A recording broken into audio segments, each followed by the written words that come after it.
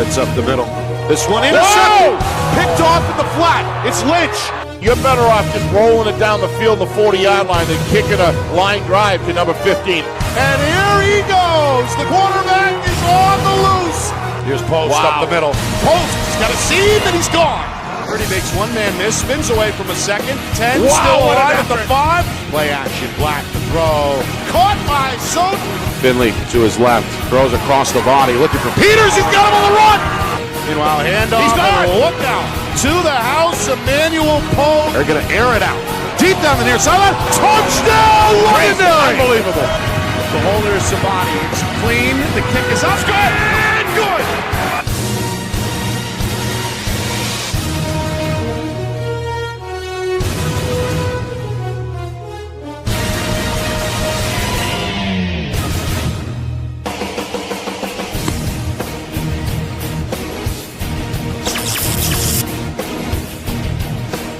Well, hello everyone, and welcome here to Derry.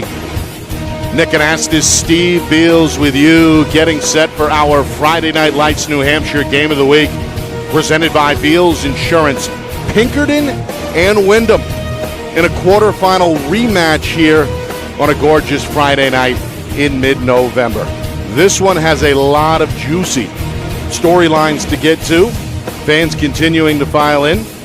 First of all, as I mentioned, a rematch from a competitive Week 3 game. It was played in the rain. It was played in Windham. Yep. Pinkerton pulled away in the second half and ended up capturing the victory 24-8. Seems like a long time ago now. Windham, they've gone through 4 quarterbacks. That's number 31 in white. He's going to get the start tonight. Chris Brealey, the senior, started the year as running back. And, of course, Pinkerton. Last time we saw them, Steve, they battled Bedford in a highly anticipated Week 6 matchup. They lost arguably their best player in that game, Matt Morrison, and they have not lost since. Winners of 4 straight. They blew out Merrimack last week. They got Morrison back in the fold in that game. So, both teams have had their depth tested, back to arguably full health, and really this one could go either way tonight. Pinkerton probably a slight favorite, but Windham, after an 8-7 win on the road last week against Salem, they know that the sky is the limit here tonight on the road again. Win or go home, Nick. Bottom line here, and that's what the beauty of playoff football. And I agree with you fully, Nick. This does have some juicy storylines with it as it relates to the Bedford game, which is really Pinkerton's, other than Londonderry, is their primary benchmark game that they took on.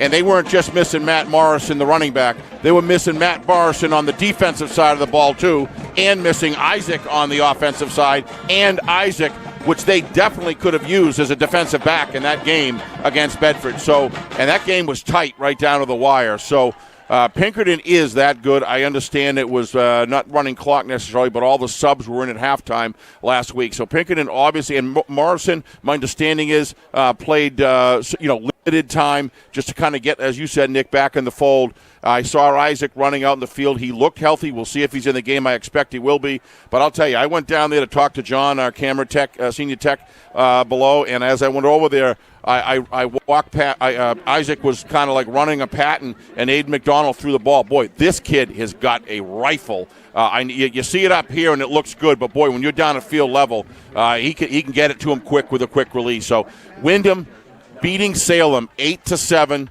Go for the 2 points, all gusto, let it all hang out in the field. They get the 2 points. They win that game 8-7 against an outstanding Salem football team, and they are here today. We have seen that defense has been solid as a rock. They flow to the ball. They scrape well. They get separation well. They read well. They react well, and, man, do they tackle well. So that defense is going to have to play all-star level tonight against this Pinkerton offense, Nick.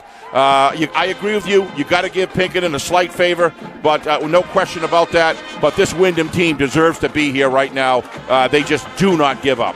Parking lot starting to fill up. Folks making their way towards the field. It's a short drive down Route 111 for the Jaguar fans, and they're expected to be here in droves tonight. In fact, they're starting to camp out on the far side of the field as we speak. 45 degrees, not a real wind here tonight, so pretty good weather for mid-November. When we come back, coin toss. We'll get Steve's keys to the game as well. A live version of the national anthem from the critically acclaimed Pinkerton Astro Band. And then at the top of the hour, it's the kickoff. All eyes across the state, perhaps, on this one tonight. It's the only Division I quarterfinal to be played. The other 3 games will come your way tomorrow afternoon. So buckle up as we head towards the opening kick. You are watching our coverage of the 2024 NHIAA Division I football quarterfinals right here on Friday Night Lights, New Hampshire, and we're broadcasting tonight in conjunction with the NFHS Network.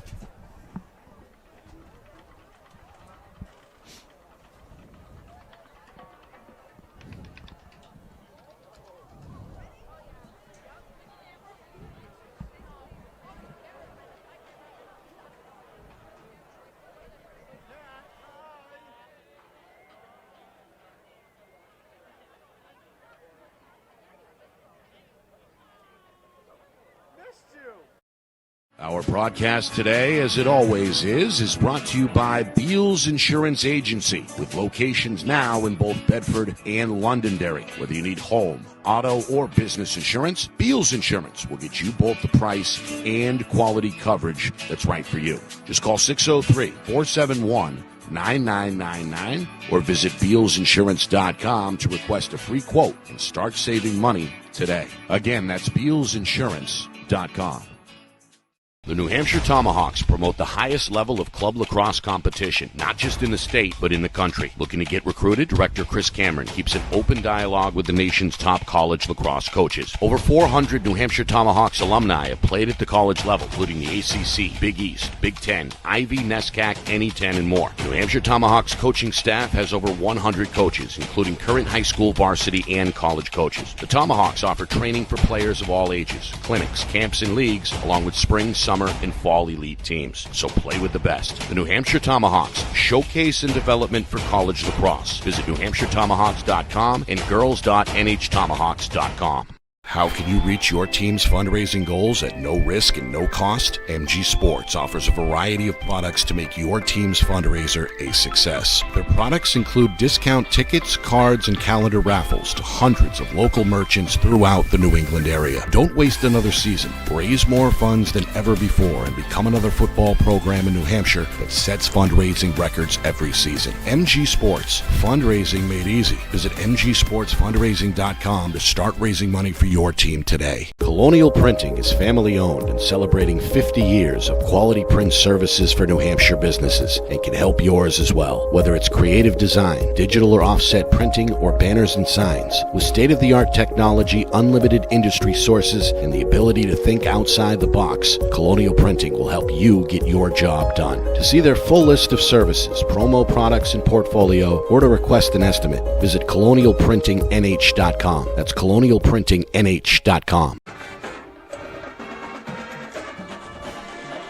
Well, welcome back here to Derry. Nick Anastas, Steve Beals with you live from Pinkerton Academy. It's the D1 quarterfinal matchup between Windham and Pinkerton in our Friday Night Lights New Hampshire game of the week. The Jaguars, they seem ready to go. They're lined up along the far side of the field, and we are anticipating the entrance, the grand entrance from the home team. They always do it right here in Derry. So the Astros momentarily waiting to take the field.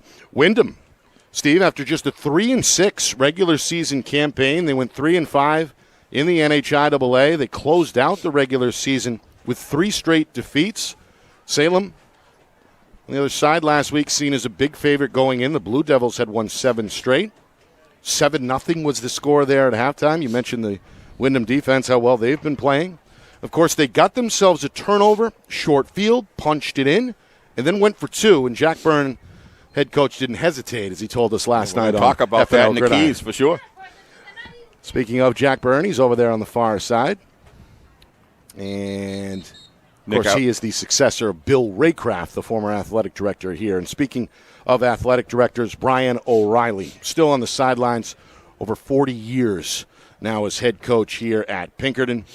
And I'm sure both these teams should be well coached here tonight with everything on the line. Yeah, because they got good staffs as well, Nick. Both of these teams have excellent staffs from upstairs as well as on the field. So both of these teams focus on fundamentals, and that's their pride, and that's how they beat good teams. So I don't know if you want to go over the keys now, Nick, but yeah, let's fit them in. Go ahead. All right, let's start with Windham right here. I got time of possession is important, and that all happens from effective running the ball and moving it downfield. Against Salem, it's over a 10-minute drive in the third quarter. They're going to have to put together something like that tonight against this Pinkerton to keep this Pinkerton rich offense off the field, Nick, to have a chance in this game, I believe, and they have the capability of doing it, that being Windham. Jack likes to roll. Coach Byrne likes to roll the dice. He's going to have to roll the dice, in my opinion, tonight, and he's got to be right. And when he is right, boy, I'll tell you, he can change the game based on some of those decisions. I think if he makes right decisions tonight, going to really help them. Other thing, stop the Pinkerton run with this tremendous defense that Windham Jaguars have, but they got to stop the run at the line of scrimmage. You cannot let Morrison and his brothers get down the field, Nick, and start lowering their shoulders. That defense can do it. They're going to have to do it tonight. Here come the Astros. Come back to Pinkerton. Yeah, here they come. With the flag bearers leading the charge. That's the quarterback, number 14, with the American flag over his right shoulder. That's Aiden McDonald. And he's really given this team an extra dimension offensively this season. I said earlier, Nick, this guy can fire a football. He can fire it direct. And I really think that he's the type of a single-wing, play-action passing quarterback that Pinkerton needs to go the distance, Nick, and they've got him this year. He just impresses me, not just that. Cerebrally, he impresses me the way he follows. Looks like we're going to go to the national anthem, so we'll come back. We actually have the coin toss happening right now. So we'll go on. So as far as that's concerned, Nick, let's talk about Pinkerton really quick. Pinkerton, what do they got to do? In my opinion, a lot of this is about the game management, Nick. Number one, is Isaac and is Morrison healthy? If they are, that's going to be a shot in the arm big time to get these guys. I have a funny feeling that Coach O'Reilly may have been resting these guys and just putting them in the right time. O'Reilly's special team management. He and Coach Lozon are incredible at managing special teams. Coach O'Reilly's got to be the top of his game tonight. And the last thing is I think that's all I got. They have to come out firing in the third quarter, Nick. They have a tendency to kind of hang around with teams, and then when they come out blaring in the second half, they just blow the game open. They got to keep that consistency tonight, but also against this team, they got to start well as well. So this is going to be a very interesting game. I think we're going to see a lot of those ingredients come into action early in the first quarter. We're going to kind of read the temperature. Speaking of the temperature, 45 degrees right now. You don't have to tell me, Nick. No wind. Up the window. And those of us that have thick skin are perfectly comfortable. And those who are thin are rugged. All right, let's go down for the national anthem here. Live performance from the Pinkerton Academy Band. Let's do that.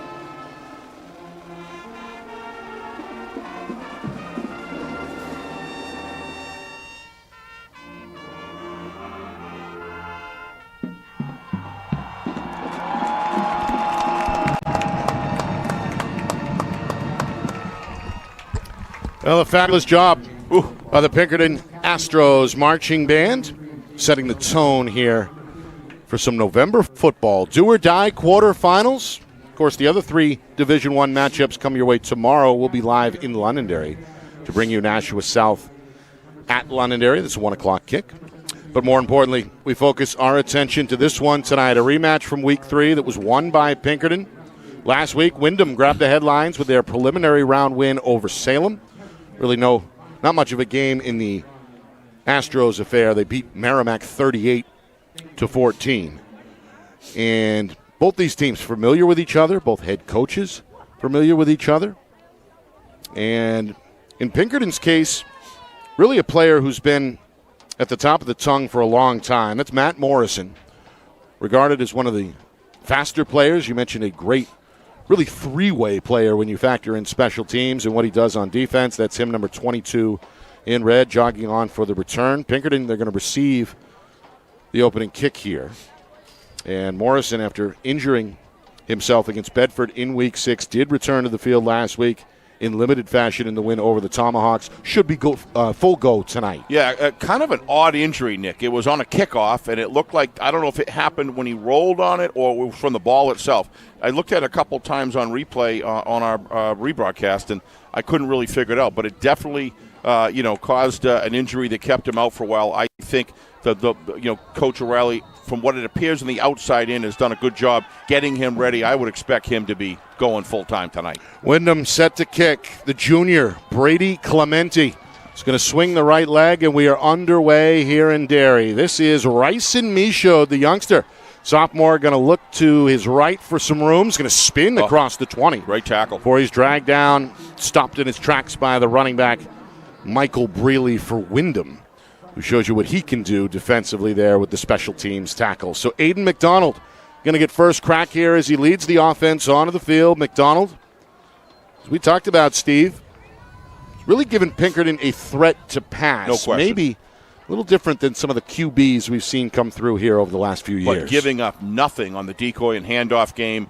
Great footwork. Excellent at hiding the ball. Good, maintains possession of the ball. Really leads this team well and carries out Coach O'Reilly's mission on the field. We've got an I formation here on first down. It's a hand to Morrison, and he's tackled after crossing the 25-yard line, stopped at 26. It's like number 28, Nick, Alex Aldrich, in on the tackle, if I'm not mistaken. Boy, that was if you want to see, remember I said, key to the game, you got to come up and stop Morrison in the tracks. And that's exactly what he did right there. That was Ryan Doherty. Was it Ryan? Okay. It's tough to tell there. Ryan Doherty, the senior. They flow to the ball so well. One of the tackle leaders tonight. Got a couple of last-minute number changes for Wyndham as well. We'll get to that in just a moment. Morrison with a 3-yard gain to set up a 2nd down and 7. Man in motion to the near side is Schultz, and the snap was fumbled. Yeah, I think it looks like Pinkerton fell back on it, Nick. They McDonald still maintain possession. Fortunate to drop back on that one, but it does cost them a down. Yep. So 3rd down and 7 on the way as the Jaguars look to force an early 3-and-out. Yeah, Jaguars are coming out extremely. I can feel the energy, Nick. The linebackers are on their toes. They're reading and reacting very well. It's only a couple plays, but that's how you want to see a team come out. Full of energy and full of passion. This is a, looks like a 3rd and 6 maybe? 3rd and 6 officially. Yeah. Again, I formation. Again, Scholes in motion. And again, the handoff is to Morrison, right side. Plenty of room. 1st down and then some. Across the 40. Swims his way to the 45. Spins up to midfield, and he's into Jaguar territory before it's all said and done at the 48-yard line. Chalked that up as a 25-yard run on the handoff. Yeah, and he juked about 3 tackles. Welcome back, Matt Morrison, on the football field where he belongs, and you're seeing Matt Morrison right there. And the ability to maintain to laterally move sideways and step upfield. Either way, Nick, he's a gifted runner, gifted athlete, smart as a tack on the field, Nick. Just highly intelligent, and boy, his blockers. When they know they're calling his name, his blockers get off the ball. 1st and 10, Pinkerton. Windham's going to bring an extra man up front here, 5 across the line. They fake the handoff. They go to Isaac. He comes around the corner. He's shoved out of bounds near the first down marker after going over the 40. They're going to spot him at about the 38. That should be enough for a first down. Yeah, what you're seeing right here is not who they had against Bedford. Isaac never could play in the game. He was injured, I believe, with a leg pull or a calf pull or something. Maybe it was I don't know, but he was out of the game, and then they lost Matt Morrison, I think halfway through the first quarter at the most, and was out for the rest of that game. So you're seeing how valuable, just offensively, how these guys are to the team. Back to full health here for Pinkerton. 2 minutes in, 2nd down and 2. They actually marked him a little shy of the 38. Morrison on the left side run this time. He's got plenty of room. He's going to slice his way inside the 30 and lean down to about the 26. Another 13-yard gain there for Morrison. He's gotten off to a great start on this opening drive for the Astros. You know, Wyndham's a good team, and right now Pinkerton is just controlling the line of scrimmage. The play calling is fantastic. Great sequencing, playing with the inside, playing with the right, playing with the left. The fakes and the decoys and the exchanges are just, other than that one fumble there on the snap, are clean as a whistle, Nick, and very difficult for this very good linebacker core, front seven of the Jaguars to cover. Yeah, he mentioned it. Michael Lisa came up from the second level to make that tackle. And now a 1st and 10 for Pinkerton. Pitch, right side, Isaac looking for a lead block. He's got it. And he's into the red zone.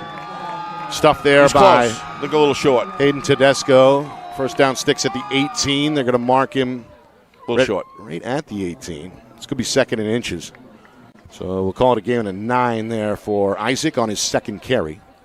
Yep, they're going to say 2nd down. So, boy, they're getting large chunks of it, and the safeties are having to come up and do a lot of the work here, Nick. That's never good. Your safeties are having to make the initial tackle. That means that the block-ons are just fantastic from the offensive line and blocking backfield and receivers of Pinkerton. Pinkerton stays in the eye. Direct handoff, Isaac, right side. First down and then some. At the 10, cuts back to the middle, and he's into the end zone for an 18-yard touchdown run. Pinkerton on the board early. 3.5 minutes gone by. The Astros celebrate after taking a 6-0 lead. That was one powerfully impressive drive, not even a need to pass. And I think it's safe to say that Mr. Isaac is feeling pretty healthy tonight so far. He's been in and out of the lineup all season. Look at the inside move. And Watch you this. can see there the ankle breaker. Slicing cut at the 10. This is a dynamic duo. And Pinkerton looking good on the opening drive. Extra point try on the way. Good snap, good hold. The kick is up and good as well. Yeah, marquee drive. John Pappas with the extra point. 7-0 Pinkerton. It's the home team. Sets the tone early. A 7-play drive that began back at their own 30-yard line. It's capped off with an 18-yard touchdown run from Jamie Isaac. Yeah, the play calling here, Nick, was absolutely phenomenal. I mean, you talk about using every one of the off tackle and inside tackle holes, Nick. A lot of deception built in, a lot of different blocking schemes thrown in that offensive drive. Don't just think it's easy running down against this defense of the Jaguars, Nick. That was well orchestrated and well executed as well. Talk about the speed. Both Isaac and Morrison, track stars in the offseason, the winter time. I believe that. And, of course, Morrison, one of Pinkerton's best lacrosse players in the springtime as well. Those two combining exclusively for the carries there on that 3.5-minute drive. I talked to his mom before the game and was singing his praises, and she's very proud of her son and has a good reason to be. He's just a great team player, mild-mannered, not arrogant, not cocky, just confident, and he shows it every single day. What a leader, what a great player for any college to try to grab a hold of this guy, and I'm sure they will. Pappas' kick goes over the head of the return man, Cam Williams, ends up in the end zone for a touchback. So we get a look at the Windham offense. They've gone through 4 different quarterbacks this season. They've had to settle with Chris Brealey, and maybe settle not the right word. He led the Jaguars on the ground last week with 122 yards, and he put them out in front for good with a 2-point conversion in the third quarter on the way to that 8-7 win over Salem. On a journey throughout the season, Jaguars with a 4th quarterback now, and this guy has proven that when he stepped in a matter of 2 weeks, I was talking to one of the assistant coaches, 2 weeks he stepped in here and just performed at a great level. High snap out of the gun. Brealey's going to hand to his brother.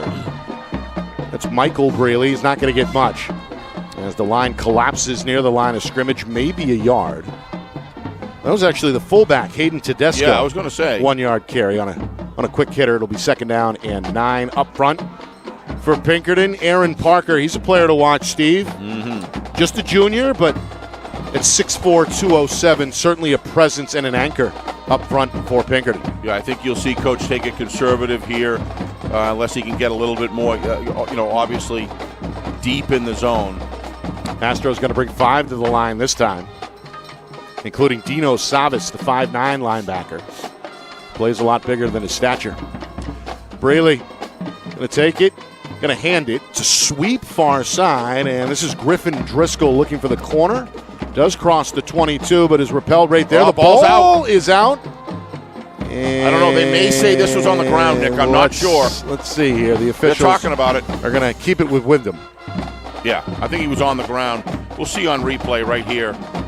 I think his knee was down. They mark him at the 24-yard line, so yeah, 3rd down and 6 coming up. Anytime you sweep like that and turn around, come back the other way. It was Romeo Akeen. Oh, that ball was out when he was still up.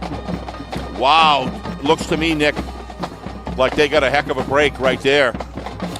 That ball was up when he was out, when he was standing up. 1st down marker at the 30-yard line. Windham hoping to avoid a 3 and out. Very difficult to see, though, with the big bunch for the officials to see. Chris Brealey keeps it himself this time, and he's stopped for a loss. Dropped right there by James Caruso, the junior linebacker. He actually got some carries on offense last week out of the backfield, but he's known. And he did well. He's known for what he can do defensively, and he shows you right there. He's just an athlete. One of the things you're seeing on both sides of the ball here, Nick, is the control of the line of scrimmage by the Astros so far on offense and defense. So this defense of the Jaguars, if they can get this, I assume they're going to kick it. Could be a pooch punt here. Yeah, probably a smart move. I think, Matt Morrison's going back. There's the punt.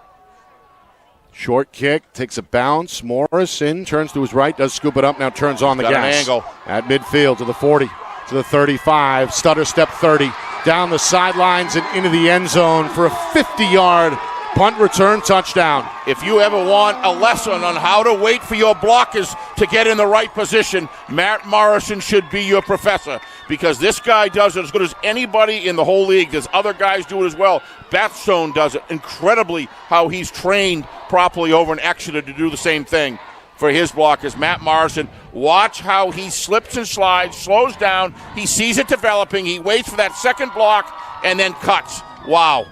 He knows how to run the football no matter whenever he's got it. Special teams, interception, pick up a fumble and run, and we just saw it there. Unbelievable. Made it look easy. He sure does. A 57-yard return. Meanwhile, Pappas' kick sky high and up and good. 14-0, a dream start for Coach O'Reilly's Astros. All business here midway through the first quarter. It's 14-0. Yeah, Coach O'Reilly's got to be pleased, Nick, with what he's seeing so far. His team is coming out on all cylinders firing. And when you just take these two guys, Isaac and Morrison, and put them on the field, Morrison just precision, waiting for his blocks to develop and mature. And that's exactly what he did right there. Look at him tuck it. Now watch. See him how he slows down? He knows exactly how the block, look at him slide to the right. This is a gifted runner. And a guy, quite frankly, Nick, who is very obvious. You've seen that guy's been in the weight room since the day after Christmas. He's been in the weight room, making himself bigger, faster, stronger, more limber, and more athletic. Having a moment right now. Longtime head coach Brian O'Reilly. He's done a great job. I believe this is his 4th year at the varsity level. It's his 3rd year, I believe, as a starter. And, of course, he's one of the finalists for the Ukeka Player of the Year award, which is narrowed down to 10 candidates, regardless of division here in the state of New Hampshire. Have it down to 3, I think, next week, right? Yeah. So, all right, so Windham, they're in a hole here, Steve. They need something to go their way, perhaps a spark on the kick return. Papa's got a strong leg, though. This one drives towards the goal line and is taken there. It's Braley across the 15, lowers the shoulder at the 16, and ends up near the 19, maybe the 20. Pretty good return, but same effect as a touchback. So Windham, after a 3-and-out, going to try to move the football here against this Astros defense, trailing already 14-0. Yeah, you really wanted to give that Jaguar defense an opportunity to get on the field, Nick, and avoid that score. That kickoff is really painful to take when you're a double wing style, work your way down the field, high time of possession. That was one of your keys, right? Yes. Pinkerton special teams. Absolutely. It's factored in already here through the first 6+ minutes. He manages special teams, and they're trained so well. They take special teams like other good teams, Nick, very seriously. Coach O'Reilly and his staff does a great job maximizing and winning that special team. How many games have we seen here and abroad that special teams factor with Pinkerton has been the type of thing that just gets them to run downhill and just take the steam out of their opposition? Got a timeout here from Pinkerton. Our broadcast brought to you tonight by Beals Insurance. Locations in Bedford and Londonderry. Whether you need home, auto, or business insurance, Beals Insurance will get you the price and quality coverage that's right for you. Visit BealsInsurance.com. Also by MG Sports Fundraising. That's fundraising made easy. MG Sports Fundraising is the official fundraising partner of Friday Night Lights New Hampshire. Visit mgsportsfundraising.com. Start raising money for your team today. By the New Hampshire Tomahawks, showcase and development for college lacrosse. Visit nhtomahawks.com and also girls.nhtomahawks.com. And finally by Colonial Printing, family-owned and operated for over 50 years. Start your next project today at colonialprintingnh.com. Nick Anastas, Steve Beals with you. It's our Friday Night Lights New Hampshire Game of the Week, presented by Beals Insurance. Quarterfinal action here in Division I. A trip to next weekend's semifinals on the line. The winner of this one gets the winner of tomorrow's affair between Bedford and Alvern. You and I will be in Londonderry to see Nashua South take on the Lancers. Boy, we got a beauty tonight. Hey, don't forget to subscribe to our YouTube channel, FNLNH Media. Look it up. You'll get it right away. And become a subscriber. Here's the gun snap on 1st and 10. And again, Pinkerton just flooding the zone. Just penetrating the line of scrimmage. Parker the first on the scene for the tackle. No gain on the play. 2nd down and 10 coming up. Yeah, we really appreciate those who continue. We've packed on a bunch of subscribers this year. It definitely gives us a lot of joy to see that happening, and we don't send you a lot of junk. We just send you live. If you hit the bell icon, we'll send you when we're going live, and enjoy it during live or afterwards, or look at it 3 times like I do. We're also broadcasting, of course, tonight in conjunction with the NFHS network. 2nd down and 10 after the no gain. We hit the 5-minute mark here, first quarter. Windham stuck in the mud here so far. They hope Braley can ignite them here.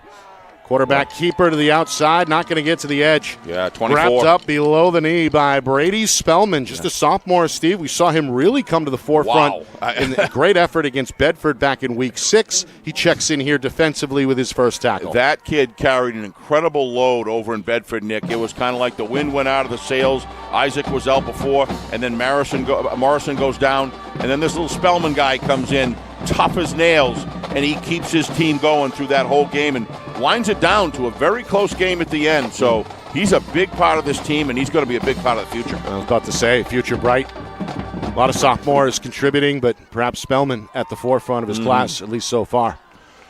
A 3rd and 12 for Windham, hoping to avoid another 3-and-out, triple option, and they're going to lose yardage again. Yeah, they're just reading the plays, Nick. This time it's Isaac out of the secondary for the stop. Yeah, again, we talked before, they're not just about offense. These two guys present tremendous difficulty for offenses that they've played when they're in the game defensively, Nick, and they're just a 1-2 punch that goes 3 and 4 when they go to the other side of the ball. And then you throw them in special teams.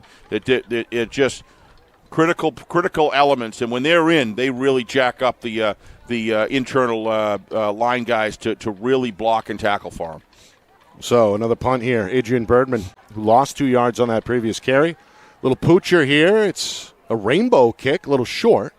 It's going to land in Windham territory. Pinkerton stays away, and it's finally down at the 39-yard line. So another short field on the way here for the Astros. Coach O'Reilly with a quick word with McDonald on the sideline as they get set for just their second drive, already ahead 14-0. Yeah, Coach O'Reilly, very level-headed, but I got to tell you, he sneaks a little smile out when he talks about Aiden McDonald. I see it all the time. I know when he's impressed with a player, and I can tell he's really enjoyed working with this young man. And Coach Aiden McDonald is a very fortunate guy to have this sort of offensive leadership with he and his staff. And he's just answered the call. He was in the hunt for a starting job last year as a sophomore. Ultimately settled as the backup, but here he is as a junior. Going to hand it off to Morrison. Sweeping run. This time it's snuffed. That's Alexander Aldrich. Yes, he's coming up well. Yeah, no, it was 28, 26.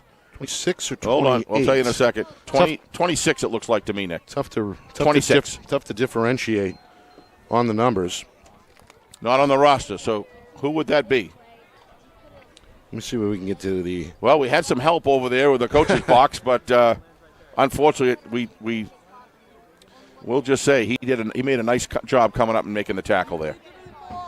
Well, we did have some last-minute number changes. Liam Shambo tonight, he's wearing number 45. And we do Bobby our best. Hamway is wearing number 46. But that's speaking of 45, how about Shambo? Yeah, there's a key right there. We talked about beginning of the game of meeting the Pinkerton running backs at the line. You can't let them get started. If the Jaguars are going to be able to climb in this game, that's the kind of stuff that they're going to need to do. But because they're already at a 14-point deficit, they're really going to have to ramp up those sort of defensive tackles at the line to make the down and distance situation in their favor. Jumped right on the back of Morrison. It's a yard loss. So Shambo with a big tackle there. Windham with an opportunity to perhaps get the defense off the field. Yeah, Third down and 10 coming up. Big play here for Windham. First down marker at the 29. The ball is at the 39.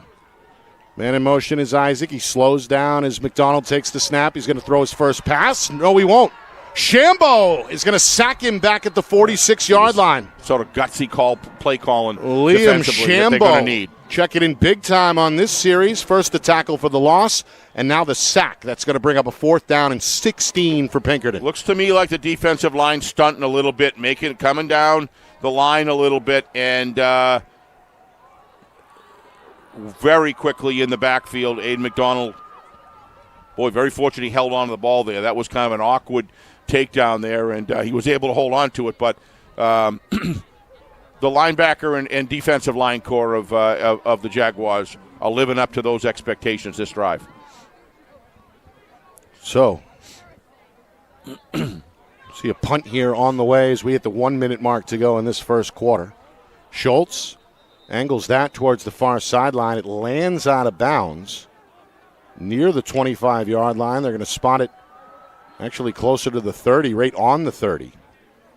So the Windham defense gives a shot in the arm I think AJ, to the team, and now let's see if the offense can pick up their first down of this first quarter. I think AJ was looking to kind of get it just outside the hash marks, Nick, and it just kind of turned over on him, and didn't get a lot of yardage out of that. This is an opportunity for Windham with that great defensive stand right there to get that energy going in the offense. Got to be firing off the ball and really. There's a pistol, handoff, up the middle. Yeah, so that's at least some keep moving it, Whoop. Going to mark it at about the 34-yard line on a straight dive there. Tackle made by the middle linebacker for Pinkerton, Joe Osonia. The boys playing to the whistle there, Nick, and a little extra there. Yeah, these two teams, we know, they're familiar with each other. Oh, yeah. Conference rivals. They play every year in the regular season. And now for the second time in this calendar year, facing off in the playoffs. It was a 4-yard gain on that up the middle run on his first carry. Chris Brealey gets positive yardage. Coach Byrne will take that 4.5 yards every time first down. Michael Brealey this time. And again, Osanya going to bring him down where? The 37-yard line. So it'll be about 3. After a 3-yard gain, we've got a 3rd and 2 coming up. We'll see it on the other side. End of the first quarter. Big start for the Astros.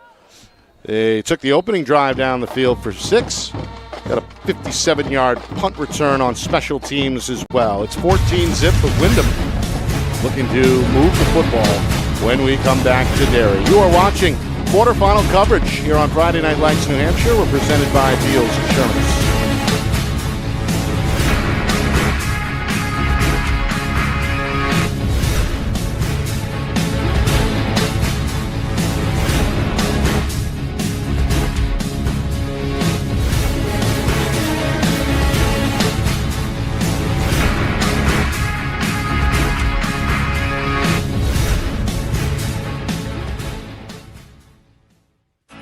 broadcast today, as it always is brought to you by Beals Insurance Agency, with locations now in both Bedford and Londonderry. Whether you need home, auto, or business insurance, Beals Insurance will get you both the price and quality coverage that's right for you. Just call 603-471-9999 or visit BealsInsurance.com to request a free quote and start saving money today. Again, that's BealsInsurance.com.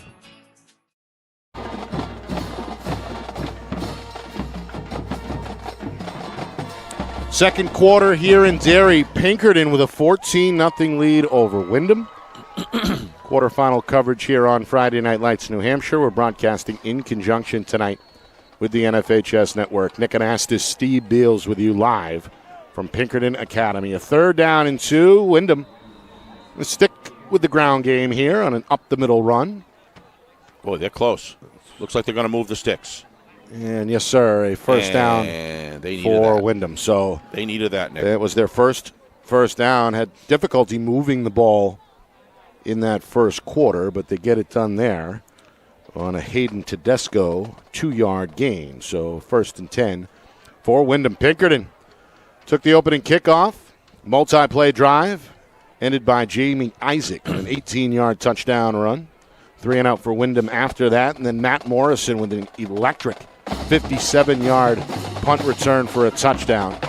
14-0. Meanwhile, here's another run for a loss. As the quarterback, Chris Braley, taken down in the backfield by Joe Osanya, who's already got 3 tackles defensively. He is checking into this game, Nick. I think the offense that they run as soon as they go off tackle, I think he's very comfortable reading that play, Nick, because you don't get in the backfield unless you feel like you know the play ahead of time. And he's, I won't say he's guessing. He's executing correctly, and that's why he's putting together these tackles. That is a big one because it takes away, it really changes the whole down and distance situation for the running game for the Jaguars. 5-man front here for Pinkerton. McCallick is the wingback in motion. It's another quarterback keeper left side. Braley looking for a little room on the edge. Yeah, got some. Going to crawl his way up to the 44-yard line. So, after a 6-yard gain there, we're going to see a 3rd down and 7 here on the way. Yeah, 14-0 beginning of the second quarter. Plenty of game to go, Nick, but you kind of feel like you're just going to be kind of interested to see what the down and distance is after this play if they don't get a first down and whether they go on 4th where they'll be almost to midfield or at midfield. So, going to be an interesting call here. If they get it, it's continued. The drive continues, but they need something to really burn clock here and get in the end zone with some sort of points. Speaking of burning clock, 2 minutes gone, second quarter, and it looks like they're going to maximize the play clock here before the 3rd down snap. They do. They hand off. Tedesco trying to push the pile, and on second effort, it's a first down for Windham. Yeah, this is vintage. Looks like a rugby scrum there. Yeah, they don't give up, Nick. They needed 7. They get 8. And Windham, they signaled first down. Now the officials confirm it with the football at the Pinkerton 47. Yeah, when a team requires 10 pounds to beat them, they get 12 for you. I mean, these guys just scrap. They fight. Whatever the water level is, they're going to get above it if they have the capability. They give 110%. There's a lot of pride. This is the kind of drive that they need to get themselves back in the game. Tedesco, the fullback, the senior, now with 3 carries, 13 yards. Back to the gun for Braley. Fakes the handoff, runs left, and he's ridden down again 99. By James Caruso. The junior with a couple of stops. A 2-yard gain as they mark him just shy of the 45. Yeah, a lot of this, Nick, is good game planning. They had a good defensive week.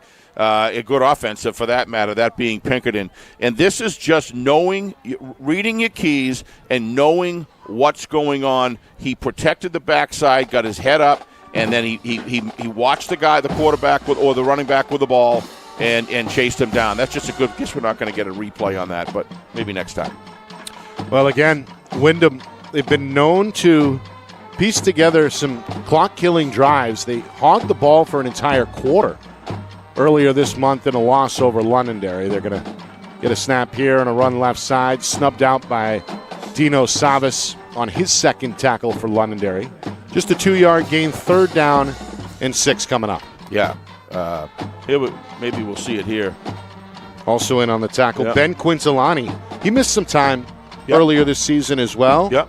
And again, kind of emphasizes the point that this is really the healthiest across the board, maybe, that we've seen from the Astros all year. And some of that is player management during the season. You've got to make sure they heal for the playoffs. You know you got to get into the playoffs.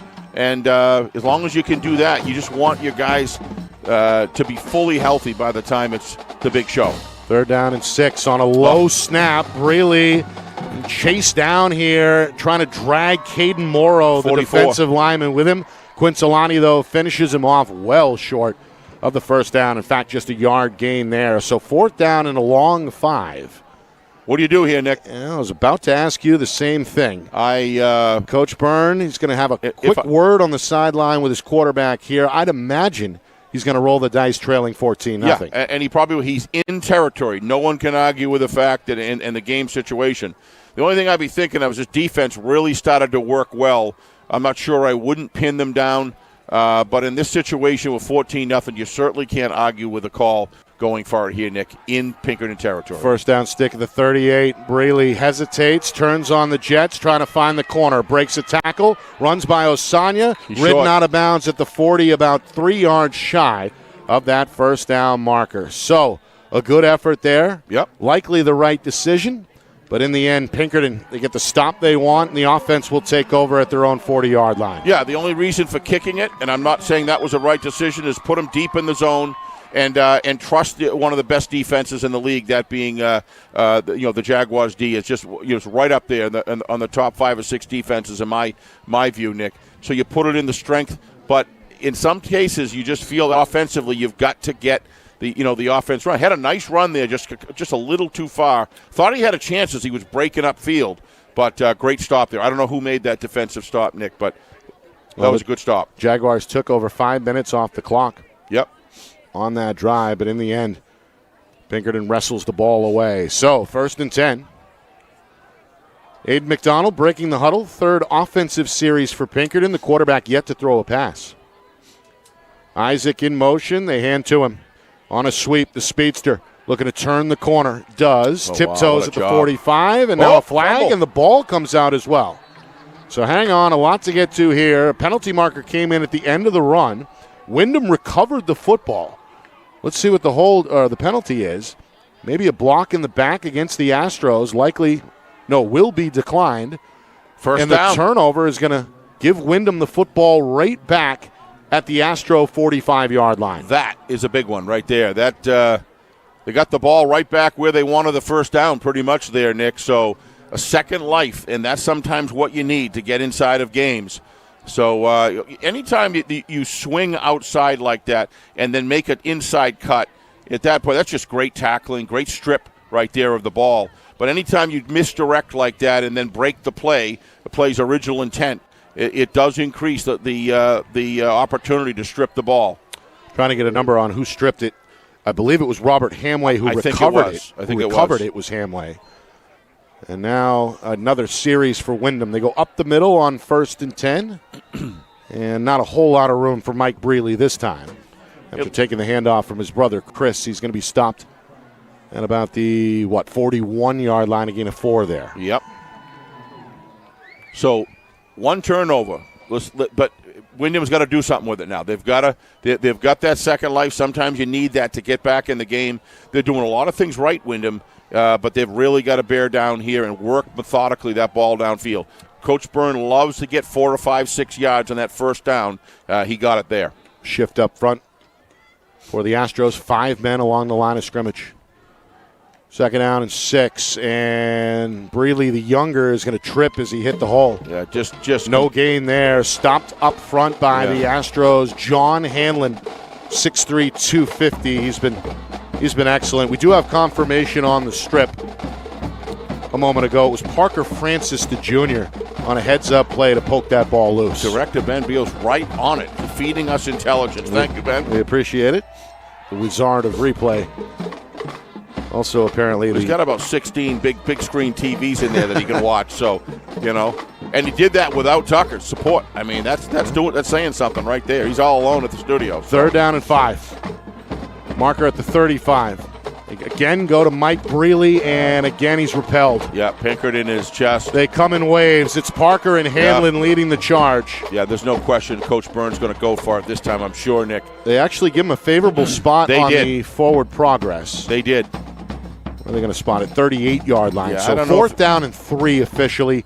Very fast-moving first half here. We're inside of the 5-minute mark in this second quarter. How many actual passes do we have? None.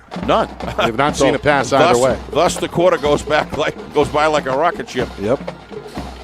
Well, this is a big one right here. You know, it doesn't happen the first time, but you drive it, move the sticks a couple times. Sometimes you got to get back into it slowly. They've got 1st down. It looks like they're going to run to the line. And 4th and 3. Ooh. Somebody moved. There's a flag. I think the Windham thinks it's encroachment. So that's a costly one right there. That's going to give him a 1st down. Yep. So that's our first accepted penalty of the night.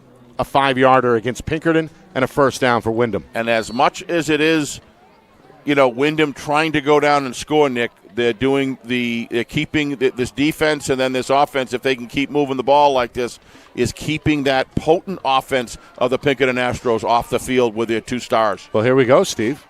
Second quarter, Windham has allowed just 1 snap from Pinkerton. Yep. As we now move inside of 4 minutes to go until halftime.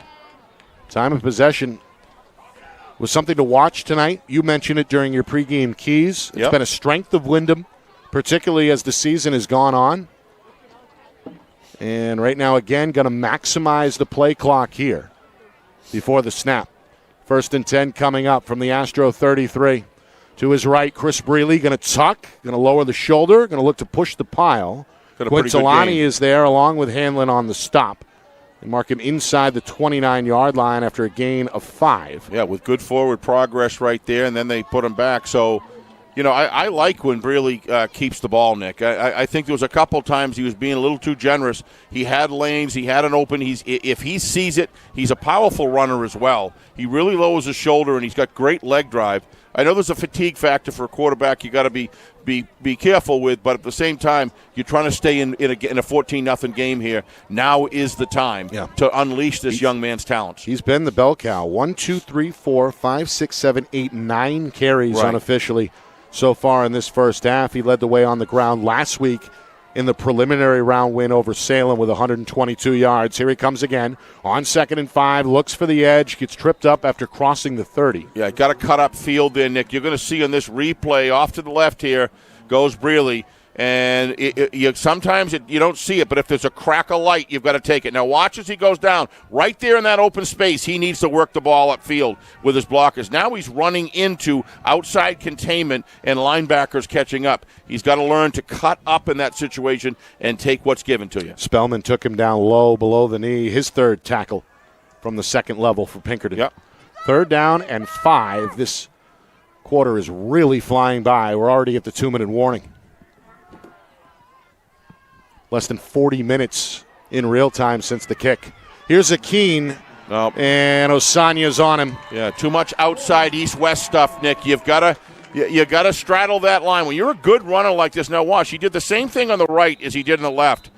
You got to cut up field and get into the belly, inside, and inside, make that plant step and drive forward on the inside of that defender's body and grab those 3 yards. It's about putting downs and yards together to move the sticks.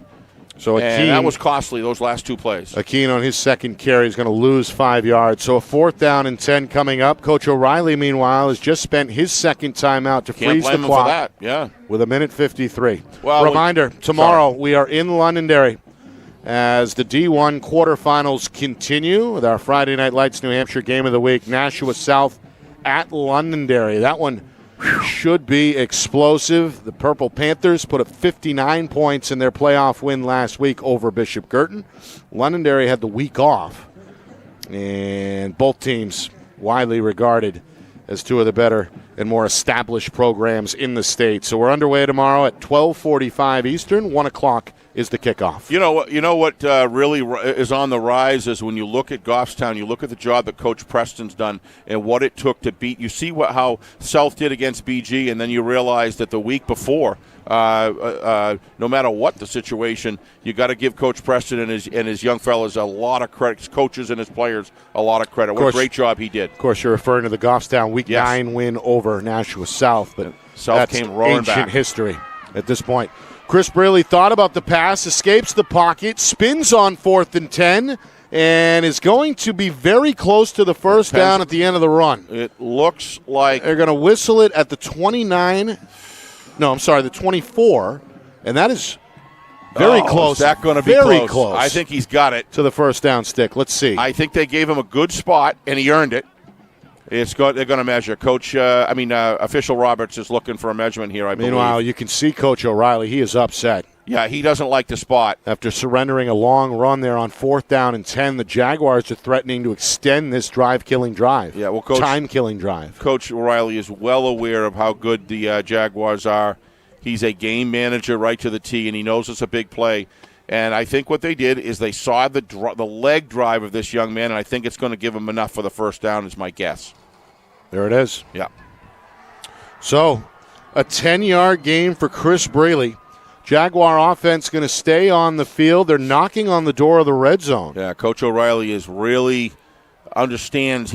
He's done this for so many decades that he understands key points in games when you really needed that stop. And how about giving Braley all the credit in the world, regardless of how good the spot was or not, this guy fought to earn it. And I think if he did get the benefit of the doubt, it was because of that leg drive that he kept on pushing. So, well, tie goes to the runner. Right? So, yeah. That's also Braley's longest run of this first half, a 10-yard gain. He carried the team on his back right there. So, clock ticking again, down to a minute 15 here, 1st and 10, and now it's the other Braley, Mike, back to the 20-yard line. They whistle him down there as he got stuck by Osanya, who's been everywhere defensively on this drive for Pinkerton. This is where having a good gun, a good arm to fire it in the end zone. I don't know. I haven't really seen a lot of Braley's passes. He could be outstanding. I don't know. But, 108 down to stopped at 57. Looks like we got a timeout. Just inside of 58 seconds. Windham is going to spend their first timeout here to stop the clock. So after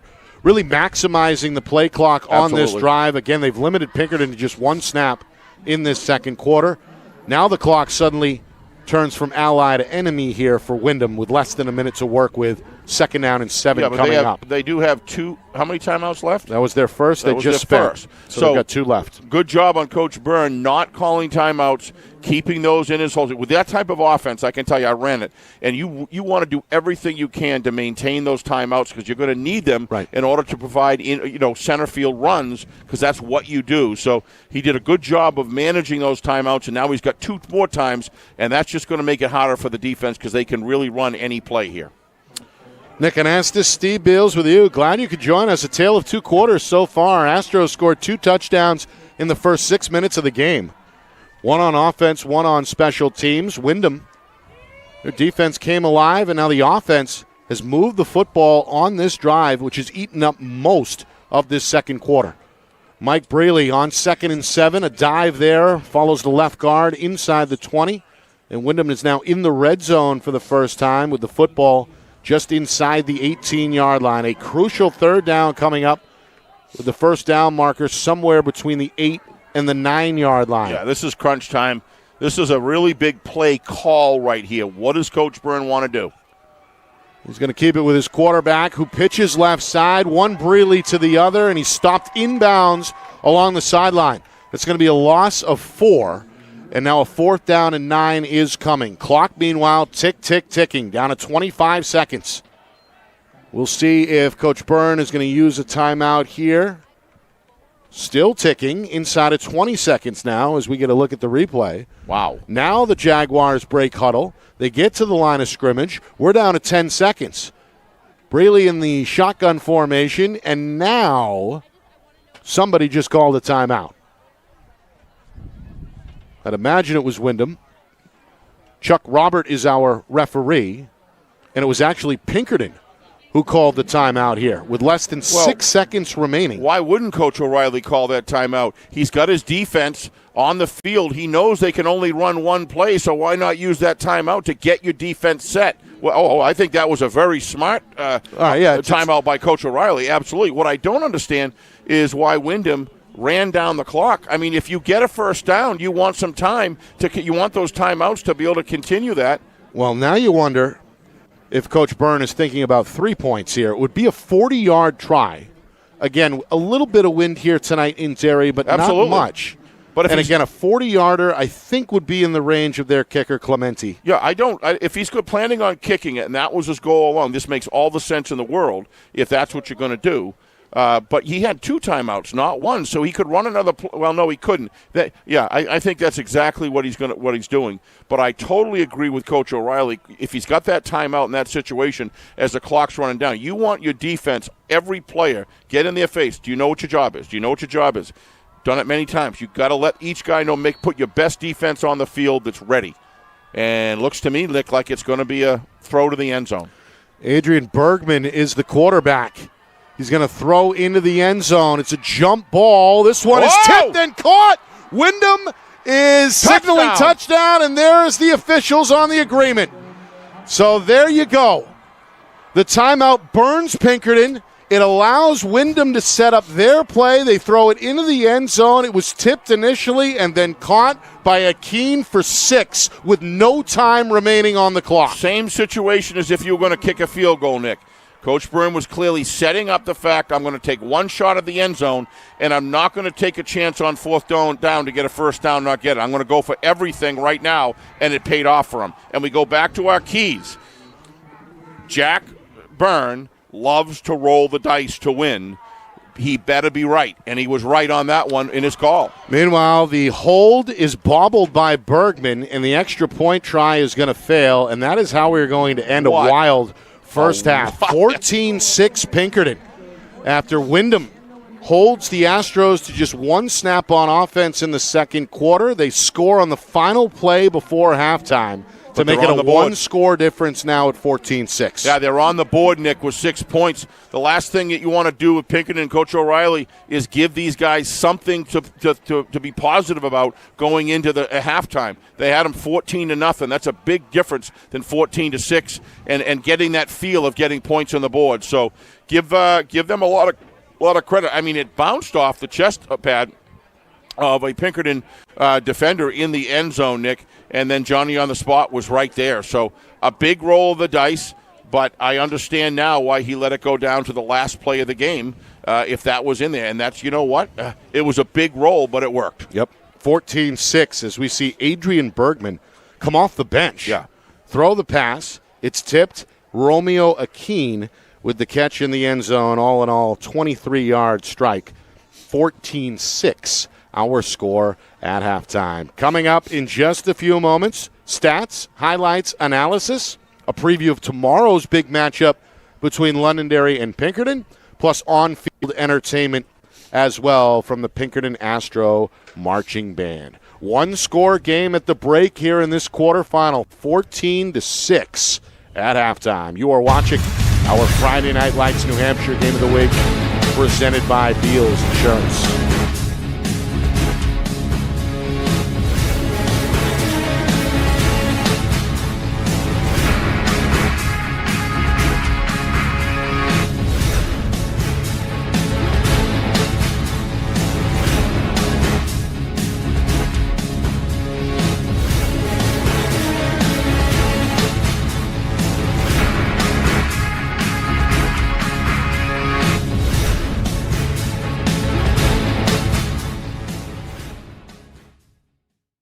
Broadcast today, as it always is brought to you by Beals Insurance Agency, with locations now in both Bedford and Londonderry. Whether you need home, auto, or business insurance, Beals Insurance will get you both the price and quality coverage that's right for you. Just call 603-471-9999 or visit BealsInsurance.com to request a free quote and start saving money today. Again, that's BealsInsurance.com. The New Hampshire Tomahawks promote the highest level of club lacrosse competition, not just in the state, but in the country. Looking to get recruited? Director Chris Cameron keeps an open dialogue with the nation's top college lacrosse coaches. Over 400 New Hampshire Tomahawks alumni have played at the college level, including the ACC, Big East, Big Ten, Ivy, NESCAC, NE10, and more. New Hampshire Tomahawks coaching staff has over 100 coaches, including current high school, varsity, and college coaches. The Tomahawks offer training for players of all ages, clinics, camps, and leagues, along with spring, summer, and fall elite teams. So play with the best. The New Hampshire Tomahawks, showcase and development for college lacrosse. Visit newhampshiretomahawks.com and girls.nhtomahawks.com. How can you reach your team's fundraising goals at no risk and no cost? MG Sports offers a variety of products to make your team's fundraiser a success. Their products include discount tickets, cards, and calendar raffles to hundreds of local merchants throughout the New England area. Don't waste another season. Raise more funds than ever before and become another football program in New Hampshire that sets fundraising records every season. MG Sports, fundraising made easy. Visit mgsportsfundraising.com to start raising money for your team today. Colonial Printing is family owned and celebrating 50 years of quality print services for New Hampshire businesses and can help yours as well. Whether it's creative design, digital or offset printing, or banners and signs, with state-of-the-art technology, unlimited industry sources, and the ability to think outside the box, Colonial Printing will help you get your job done. To see their full list of services, promo products, and portfolio, or to request an estimate, visit colonialprintingnh.com. That's colonialprintingnh.com.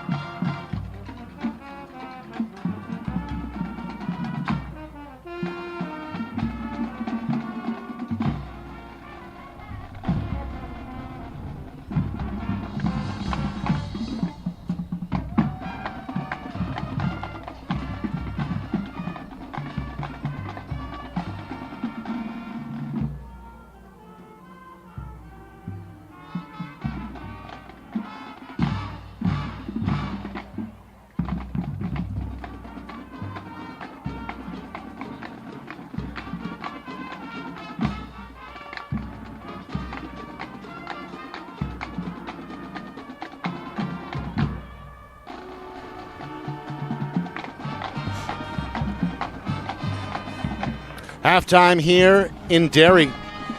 A 14-6 Pinkerton lead on the board. Windham set to receive the second half kickoff. Nick Anastas, Steve Beals with you. Quarterfinal action.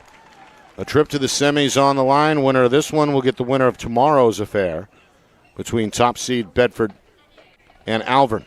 An interesting first half. First of all, it moved very quickly. Played front to back in less than an hour in real time.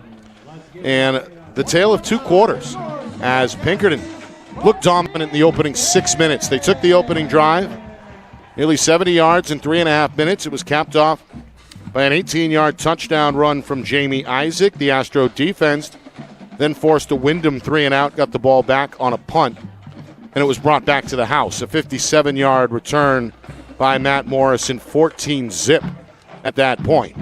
Then Windham stiffened up a bit on defense, and as the second quarter rolled around, they moved the football and ate up clock. In fact, they limited the Astros to just one play on offense. It was a 5-yard carry for Isaac. He lost the fumble near midfield.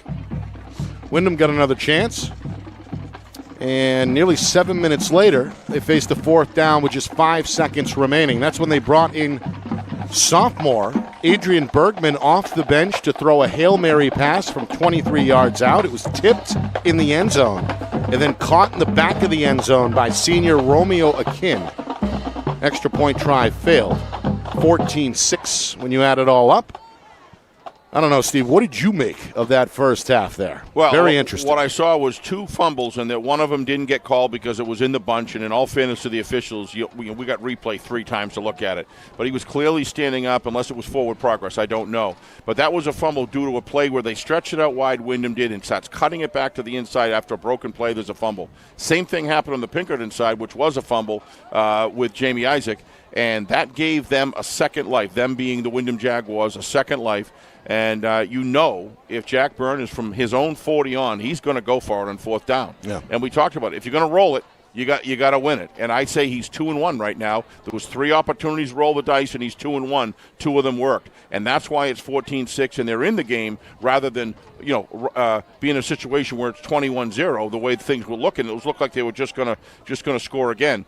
Second key to the game we talked about was the fact that they've got to be able to control the football, time of possession, and control the clock for a long time. Well, between the fumble and the 2 possessions around that, Nick, they were able to take almost 9 minutes off the clock and wind it right down, and then have kind of a freaky type touchdown where it bounced off the breastplate of a Pinkerton player and winds up in the hands of number 16. I didn't get his name, Nick. Akeem. I know. Yeah. So I mean, and now it's 14-6. So what do you do coming out in the second half? What is it? I mean, when Coach O'Reilly's, instead of going in 21-0, 14-0, and having everything going your way, now it's 14-6, and you have some serious things to talk about. My expectation is both teams are going to come out wild in this third quarter because Windham's got life, and Pinkerton says, we've got to go out and take control of this football game. So there's no lack of motivation for either one of these teams to come out here and just continue the heavy hitting in this game. The tackling has been solid.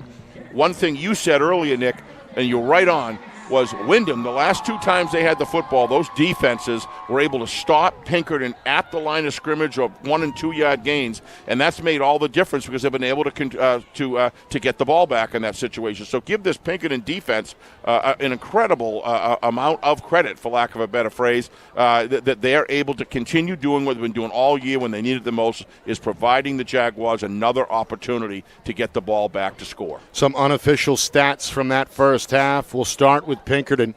Matt Morrison, electric. He had the 57-yard punt return for a touchdown. Offensively, 5 carries, 41 yards. Jamie Isaac, 4 carries, 42 yards, and did lose a fumble. For Windham, tough sledding. Chris Brealey, the quarterback, also the workhorse out of the backfield, 10 carries for 23 yards. And his younger brother, Michael, 6 totes for 18 yards. Yeah. Pinkerton got a number of players defensively with multiple tackles. I've got James Caruso for at least 3.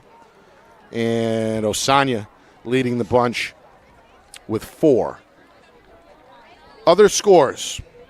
This seems like the only show in town. It is some D2 scores, right? It is in Division 1, but as you just said, in Division II, we're already at the semifinal round, so a trip to next weekend's D2 championship What do you got? is on the line. Pelham, of course, they entered as the number 2 seed and the 4-time defending Division II champs. Right now, all over Trinity, 34-7. Wow. With a minute gone by in the second half. Just So the keep getting Pythons, stronger and stronger. And Trinity's been playing some great ball, too. they really have. Both teams ended with multi-game winning streaks, but right now Pelham with a multi-touchdown lead, 34-7 over Trinity. So it could be Pelham again in the D2 final. Of course, we have no idea where they're going to play tomorrow, on the other side of the bracket. That's up in Plymouth tomorrow, right? Yep, between Plymouth and Souhegan. So that's what's going on in Division 2. Tomorrow, the other 3 quarterfinal games in Division 1 will all take place at the same time, 1 o'clock. We will be in Londonderry at Lancer Park as Londonderry and Nashua South get together. Of course, the Purple Panthers raised some eyebrows last week. 59 points. They in an singed my outburst. eyebrows. In an outburst over Bishop Curtin. Of course, Londonderry had the bye as the number 3 anybody seed. looking for a good quarterback, take a look at Cody Jackson last week. I saw a display of quarterback skill, and we all know where he got a lot. Obviously, is trained well under Coach Knight's son, Trevor Knight. And, boy, he showed those skills in action last week. Yeah. He was on fire. I take nothing away from BG, Nick. South just was that good against a good BG team. I do want to quickly, if I may, call out some really good work midway through the first quarter after that 14th point was by Pinkerton by the Windham Jaguar defensive adjustments that they made on the line. Pinkerton just had Windham in the gaps that they wanted them in to just dominate that line of scrimmage. And you just got to give the credit. They changed the gap structure, had a few stunts that they threw in, and that evened the playing field. And that's as far as the line of scrimmage is concerned. And the Jaguars defense was able to gain control of the line of scrimmage and at least trump what the Astros were doing to them. And to your point, Nick had 2 great stops. Good job. Windham getting set for the return here. Meanwhile, Pappas going to fake what looked like may have been an onside kick attempt. And now the other 10 special teamers are going to spread out here. And we should get the traditional deep kick. Pappas got one of the stronger legs we've seen this season. Just a junior. Oof. He's already booted 2 into the end zone. What an asset to have. He's going to drill this one as well. Into the wind. He's going to land at the 10, take a one-hopper. And it's returned straight up the middle, up to the 18-yard line before he runs into a red wall. Yeah. Right at the front there, is that somebody's limping? Is that 21? It was Cam Williams on the return, slow to get up a bit. Looks like he's okay, though. Got wrapped up by Marcus Navarro, the senior for Pinkerton. So here comes Windham.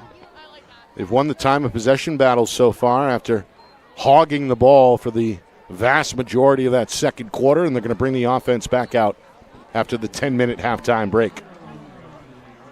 First down and 10 officially from the Jaguar 19-yard line.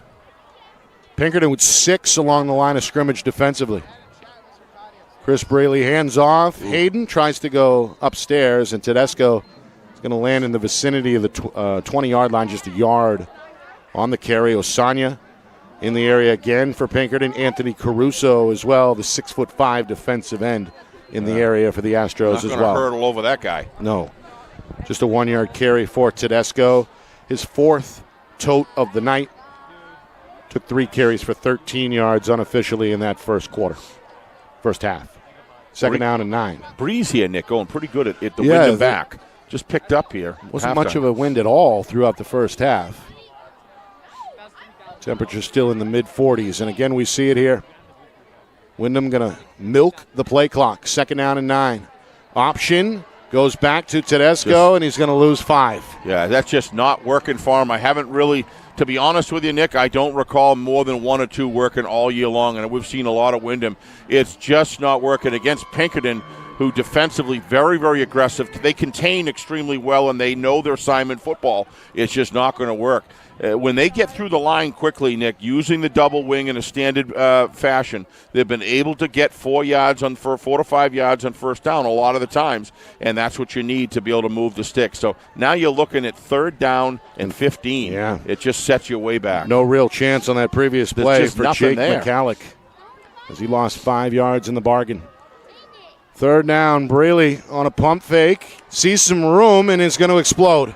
Near side, 25, looks for the sideline, gains the 30. He's tackled out of bounds at the 35-yard line. A 20-yard pickup on 3rd and long to move the sticks for Windham. Well, what great restraint Joseph Asanya made by making sure that he had him wrapped and then let go as he was going out of bounds, and that's why there wasn't a personal foul call. That's just good, solid. Watch him here. You're going to see it come across, wrap. He realized, and then he completely leaves him alone when he's in the outfield. That's how you keep your team from getting personal fouls. Great job.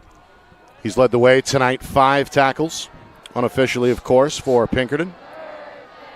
Meanwhile, Braley just ripped off his longest run of the game, a 20-yard pickup. Thank you for making that point, Nick. What a great run. Here he comes left side. Going to pitch to McCallick. McCallick reverses direction, turns his back to the defense, and is going to lose 2 there. Tackled by David Souther on a good read out of the secondary for Pinkerton. 2nd down and 12. Yeah, I don't know. I'm not seeing it. I'm just not seeing that play ever working with a great outside containment and unbelievable speed that the safeties, the defensive end, and the cornerbacks have, Nick, to come up and never mind the outside linebackers. They're just wiping it right out, and it's just changing the face of the offensive drives. When you give Braley at least an opportunity to make a choice to either keep it or hand it off to run and get through the line of scrimmage, that to me seems to be the best angle that Windham has to move the ball right here. 2nd down. And this time, a between the tackle run for the quarterback.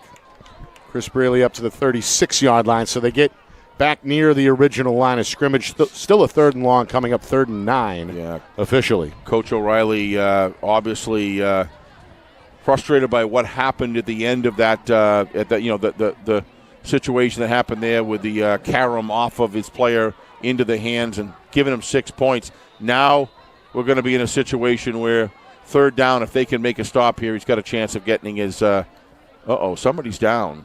Yeah, we got an officials timeout. There's an Astro player who is down. A Pinkerton defender down at the 43-yard line. Don't know who it is yet. The Astro medical staff is going to come out and take a look. So we have an officials timeout here. Just over 3 minutes gone by 3rd quarter. Windham facing an upcoming 3rd down and 8 from their own 37-yard line.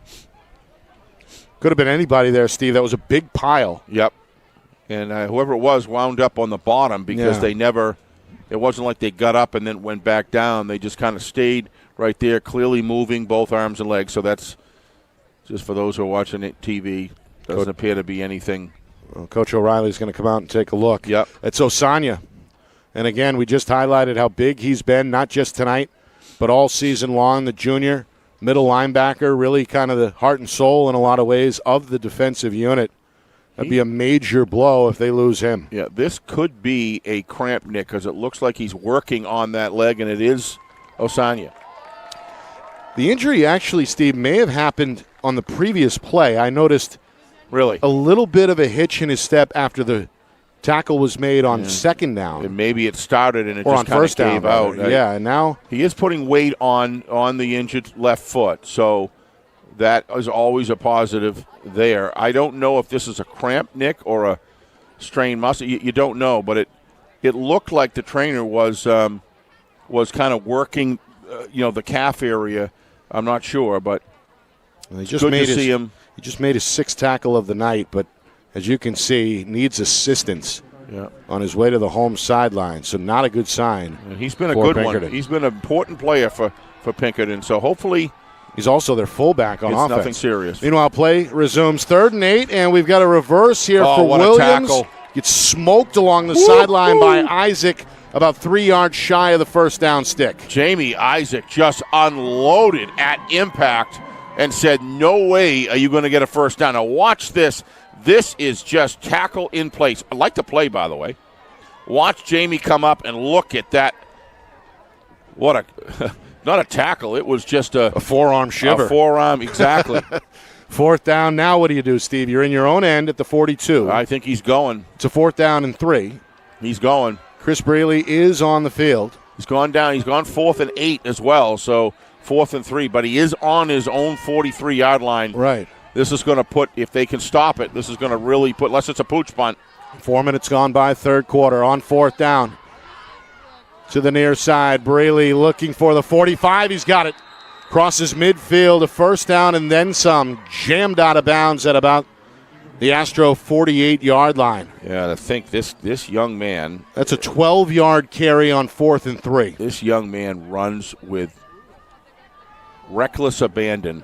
Had 122 yards last week in the win over Salem. He's going to bring it.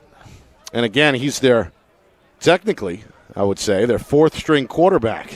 Jack Murphy, the opening day starter, he got injured very early in the season. Alec Bergman, who we saw on the last play before halftime, throw the touchdown. He was second up. And we've also seen Jack Katrobis this season take snaps. Not tonight, but earlier in the regular season. And the job is now Chris Braley. He's going to hand here to Michael on a dive on 1st and 10. He's not going to get much. Met in the hole by Rocco Facciano. And Fiaccino. No, my fault. The 6'1", 250-pound defensive lineman. A 1-yard gain there for the sophomore. This is a little unorthodox. It's kind of like 4th and 5, 4th and 3, 4th and 8. You get a lot of those situations, but they're keeping the football, Nick. And the one time that Pinkerton was able to get back towards the middle end of the second quarter, they fumbled and gave it back to them, and that's when it went all the way down to the end of the quarter. So this is kind of taking that same shape where they're able to stay in it here. Again, nearly 5 minutes gone in this third quarter as this drive continues. Coach Byrne more than willing to use 4-down football no matter where he is. You know, certainly if it's outside of his 35-40, his own 35-40, he's going to use the 4 down. So Tedesco, a 3-yard carry there to set up 3rd and 6. But when you got a running quarterback that like that with power and agility and just sheer will, you know, they got to give this guy credit. You mentioned the Isaac fumble. That came about 5 minutes into the second quarter. We have not seen the Astro offense since. No. 3rd down and 6. We approach the midway point, third quarter. Here's Akeen on the option, a first down. Breaks a tackle. He's inside the 30. Trying to cut it up the middle to the 20. Zigzags down to the 10 before he's dropped by Caruso at the 9-yard line. Well, that's a 35-yard run there by Akeen, the man who caught the touchdown for Windham prior to halftime. Well, the key there is they went to the weak side, and the option worked there. There was no penetration coming up from the cornerback, outside linebacker, or DN pushing the play back. So in that particular situation, it worked. But when you're going to take it to the left side on the long side of the field, they're going to be there for it. So how about that call, and how about the execution there? Good timing by Braley, the time that he threw it. Windham back in the red zone. Just the second time tonight. They just don't quit, do they? They do not. Do not quit. Football is at the 11-yard line, so they can still pick up a first down.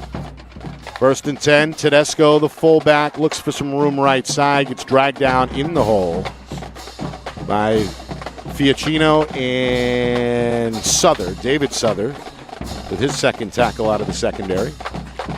Just a yard gain for Tedesco. We got a 2nd and 9 coming up. Nick and Astis, Steve Beals with you. Pinkerton, they led 14-0 6 minutes into the game. Touchdowns from Jamie Isaac and Matt Morrison. Looked like it was going to be a good night for the home team. Second quarter, different story. Astros ran just one play. Windham ate up clock.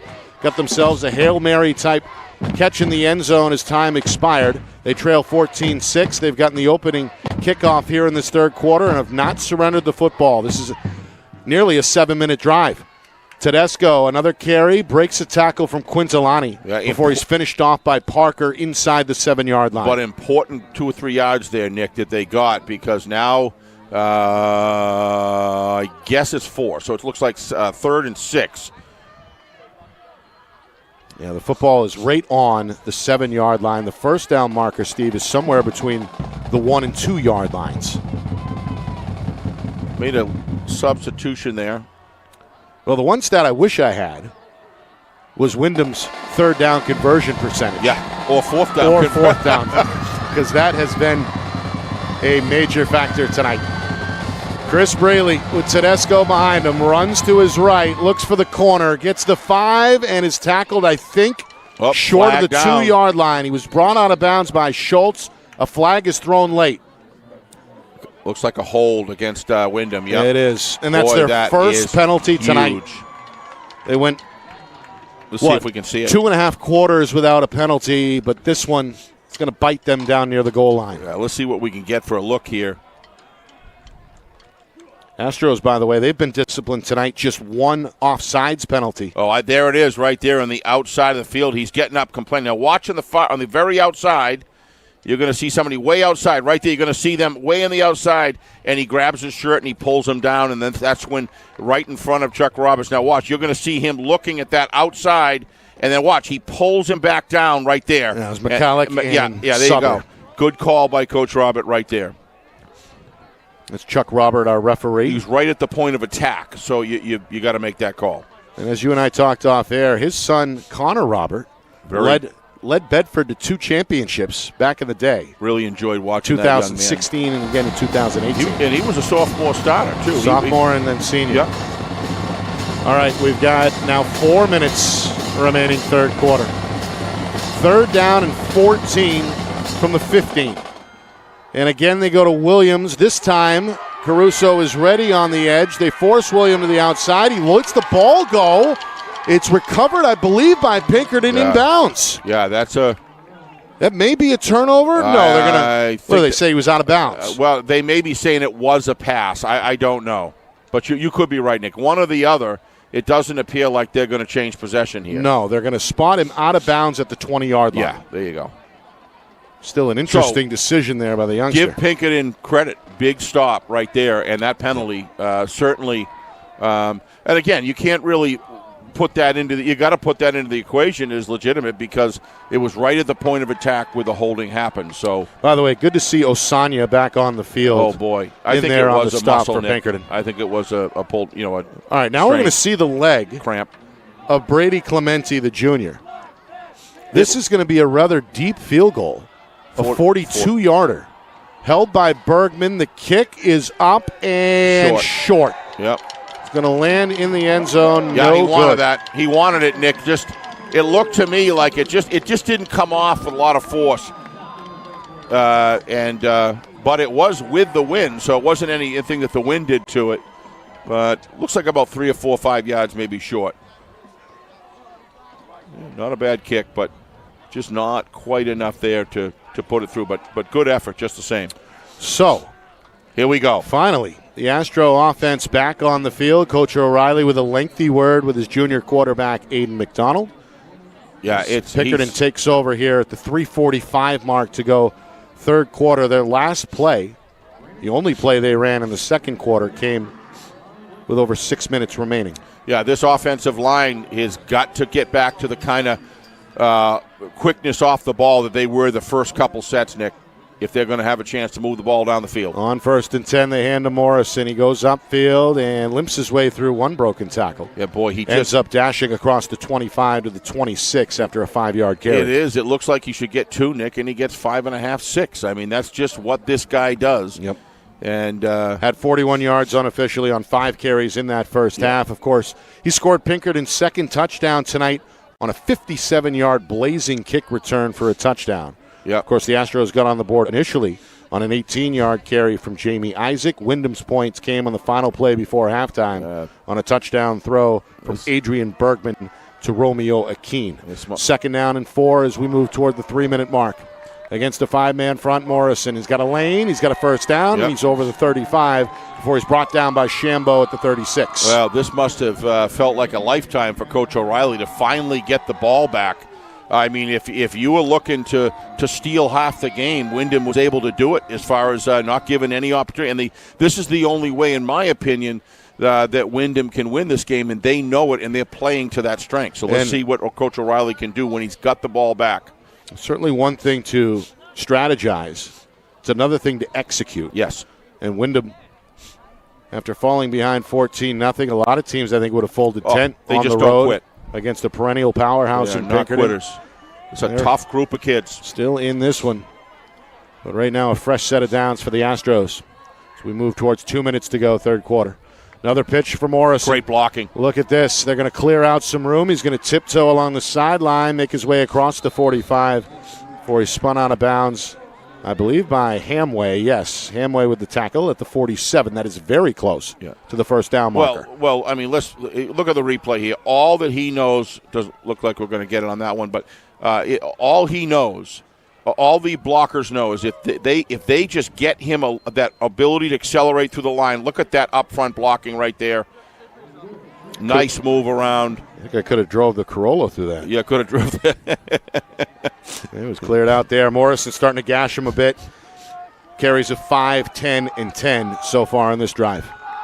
They go back to him again, left side. Why not? He's at midfield. This time he's met and dropped at about the 48-yard line. A good spinning tackle there by Michael Lisa, the senior for Windham. Good up front blocking by Quintilani right there. Nick coming up hard. I believe it was Quintilani coming up out of the chute there and out of. I may be wrong on that. No, that he just came off. 6-yard gain. Good blocking, nevertheless, by Pinkerton. 6-yard gain for Morrison, who has taken all 4 carries on this drive for the Astros. Inside of 2 minutes, third quarter. Still a 14-6 Pinkerton lead. The winner, of course, goes to next weekend's Division I semifinal. They'll face the winner of tomorrow afternoon's quarterfinal matchup between Bedford and Alvern. This is a good, solid drive so far for Pinkerton. 2nd down and 4 against the 4-man front. Guess who? Morrison on a quick hitter. He's close. Inside the Depends 45, somewhere between the 44 and the 43. First down marker is at the 43. They're going to mark him about a foot short. Yeah, that's exactly right. So 3rd down and 1. This really opens up the playbook, Nick, right here. This gives them an opportunity. Don't be surprised if I know Coach O'Reilly that you see having Morrison in case it's 4th down. Don't be surprised if you see a play-action pass right here. Final minute, third quarter. Schultz back into the huddle, has a quick word with his teammate McDonald, who relays the signal to the troops. This is just a great time for a quick pass. Everybody's going to be coming up, trying to make the stop. We have not seen a pass from McDonald tonight. In fact, we've only seen one combined throw.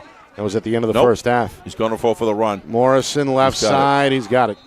Flag is thrown down here. Flag is thrown by the referee. Wow. Chuck Robert going to adjust the position of the marker and announce a hold here against Pinkerton. So, erase the first down. Second accepted penalty against the Astros tonight, and it's a costly one. 3rd down and long now. Kind of saw the last hold kind of before we saw the replay. I did not see it on this one. We'll see. We can get a second look. Here we go. Coach O'Reilly already with the play call in mind has a quick word with McDonald. Yep, it's going to be, I think they're going to call it on number 90, I believe. No, there is no 90. Yeah, right. Well, whatever it is, this gentleman right here, we see his number. Could have been Caruso. 50 maybe. Yeah, maybe it was 50. No? All right, here we go. Pitch on 3rd down and 9. Morrison, he's got plenty of room. He plants the foot. He gets the cut. He's got the first down. Yeah, boy, I'll tell you, he's a workhorse. To me, Nick, if I'm going to hand the ball off when it's really crunch time, I can't say there's maybe 2 or 3 guys that I would hold in that same in the league hold in that same yardage situation. Certainly, Matt Morrison belongs in that group for sure. Of course, he's one of the finalists for the 2024 Ukeka Player of the Year award, and deserves it. Recognizes the best player regardless of division in New Hampshire. Yep. He's been a threat here for Pinkerton throughout his career. Coach O'Reilly's going to wind down this third quarter clock with his club still out in front. 14-6, we head to the stretch. Fourth quarter on the other side. Still a one-score game.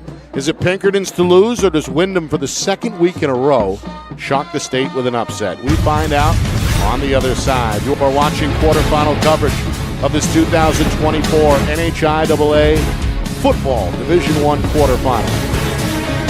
Here on Friday Night Lights, New Hampshire, we're broadcasting in conjunction with the NFHS Network.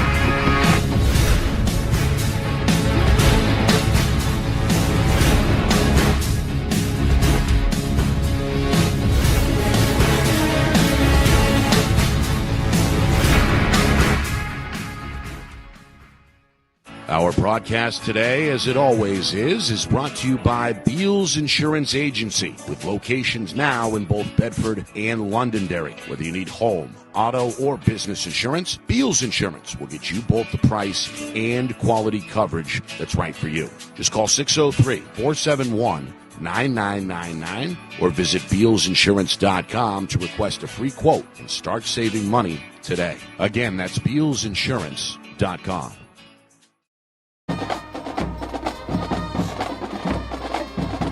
We have got a good one brewing in Derry. 14-6 Pinkerton over Windham. We start the fourth quarter. Nick Anastas, Steve Beals with you. Quarterfinal coverage.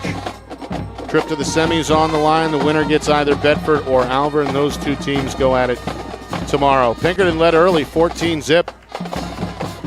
Scored 2 touchdowns in the first 6 minutes, one from Jamie Isaac, one from Matt Morris. And Windham hogged the ball through the second quarter and scored on the final play before halftime on a hookup from Adrian Bergman to Romeo Akeen. Jaguars more the same in that third quarter. Chewed up clock. Pinkerton got a fourth down stop, and now their drive resumes just shy of the Jaguar 41-yard line on a 1st and 10. Handoff to Isaac, and this one is sniffed out.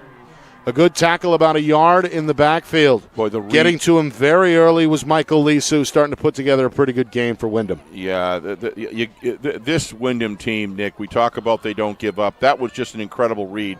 You got to face Morrison. You got to look at him as a lead, and then you've got Isaac to come back and to be able to get in the backfield and read your keys, follow your responsibilities, play assignment football, able to get in and make the tackle.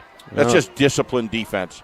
It was a bigger loss than I thought, a 3-yard loss. Now it's now. Morrison, gets a key block, goes inside tackle. the 40 and gets upended at about the 39-yard line. Good open field stick there. What an open field stick I believe that was Robert Durkin, the junior. We'll check the replay. What number are you taking off that one, Nick? What number? It was Ryan Doherty. It was. Okay, Ryan Doherty. Okay. That was a heck of a job. Yep, Doherty holds Morrison to a 6-yard gain. So now a 3rd down and 7 on the way. Not easy to do against that man, open field. My gosh. Morrison's been the man tonight at 41 yards in that first half on just 5 carries. He's eclipsed that total so far in this second half. I don't think there's any doubt this will be 4-down territory if needed. Oh, they're going to go unbalanced to the right-hand side here. Here comes Isaac on a stretch. Looks for the corner and Great shy of the 35. Great well cover. Short of the first down stick is the edge defended by Windham. Well, so now Coach O'Reilly with a decision. 4th down and 6 with the football at the Jaguar 36. How good is Windham defense? Well, they unbalanced the line, and they still were able to minimize the gain right there. This defense is top-notch as far as I'm concerned. I think that anybody watching this game has got to respect what the Jaguars have been doing against a very highly potent running offense, running play action offense. 4th down and 5. I thought when I saw the unbalanced line, I said, oh, this is going to be curtains. It was a little slow to develop. It did look like a little off time, but I still thought they were going to get the edge and the penetration defensively. Yeah, good job in pursuit by Tedesco on the Terrific tackle. job. 4th down and 5. Pitch, Morrison, right side run, and he is going to be, I think, short. Trying to find the 31. They're going to mark him very close. He's short. Ridden out of bounds by Reed Lambert. What a stand. And I think Wyndham's about to take over. Still looking for the official signal. There it is from referee Chuck Roberts. What a that's the 3rd defensive stand against the Pinkerton offense, Nick. Really surprised they went short field there. That was really short field, and they decided to go with it anyway.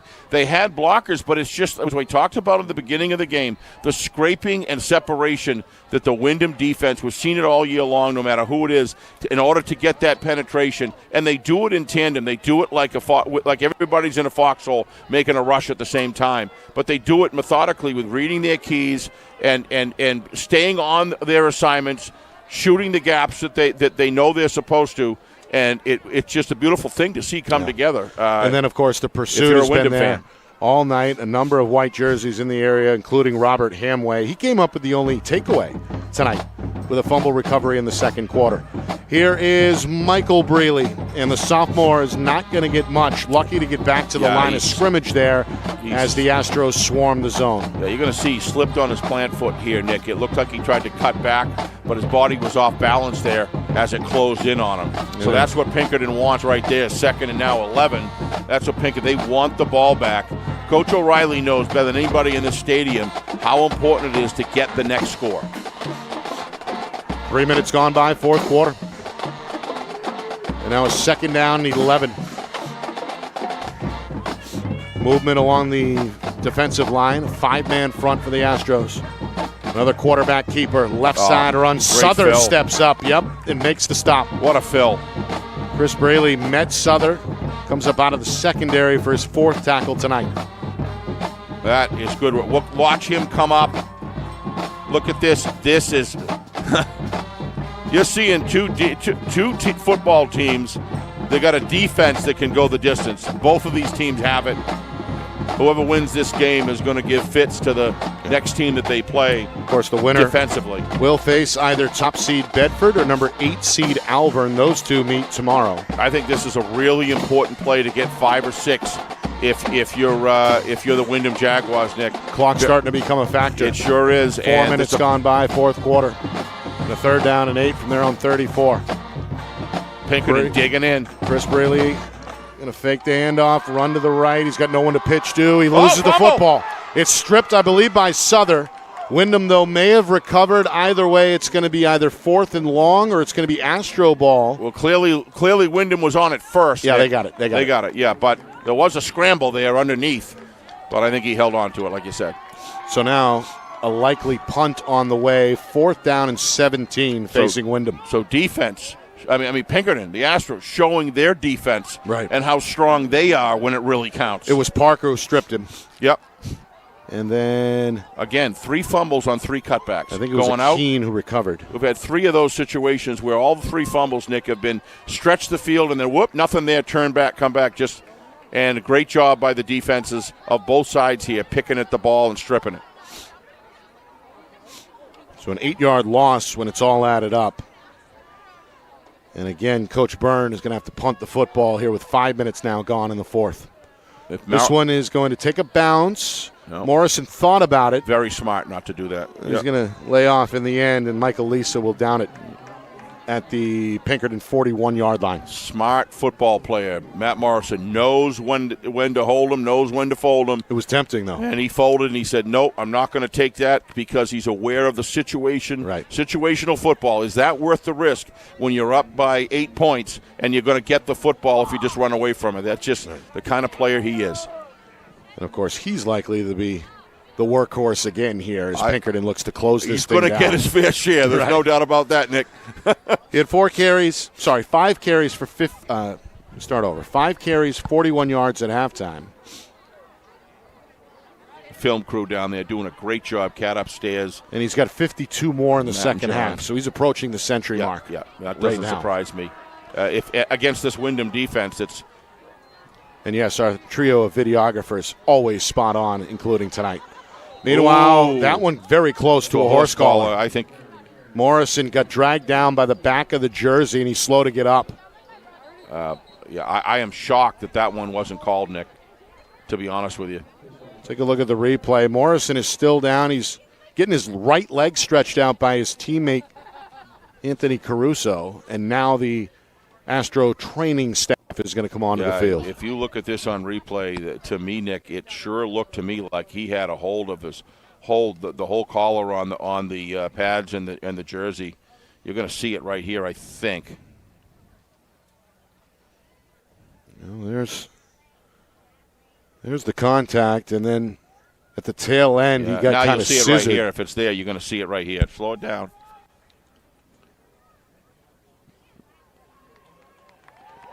No, it looked to me like it was off the side, Nick. In real time, it did. It looked like it was off the side. On the replay, officials right on this down in the field. Yep. The way he snapped back, it looked like it was the collar. But and here's exactly what Pinkerton was hoping to see. He jumps up, and he's off the field, walks off under his own power. Yeah, he'll be on one more play, but so a collective sigh of relief here in Derry. Yep. from the Astro fans. Meanwhile, the clock resumes, ticking down towards the midway point, fourth quarter. Well, I'm so glad for his, senior or junior, right? No, Who? senior. Morrison, he's a senior. Senior. 2nd and 6. McDonald a pitch. It's Isaac this time. He's got a room. Looking for the first down marker. He's scored it out of bounds after crossing midfield. Right, he knew the exact angle he needed to take to get to past the stick, Nick.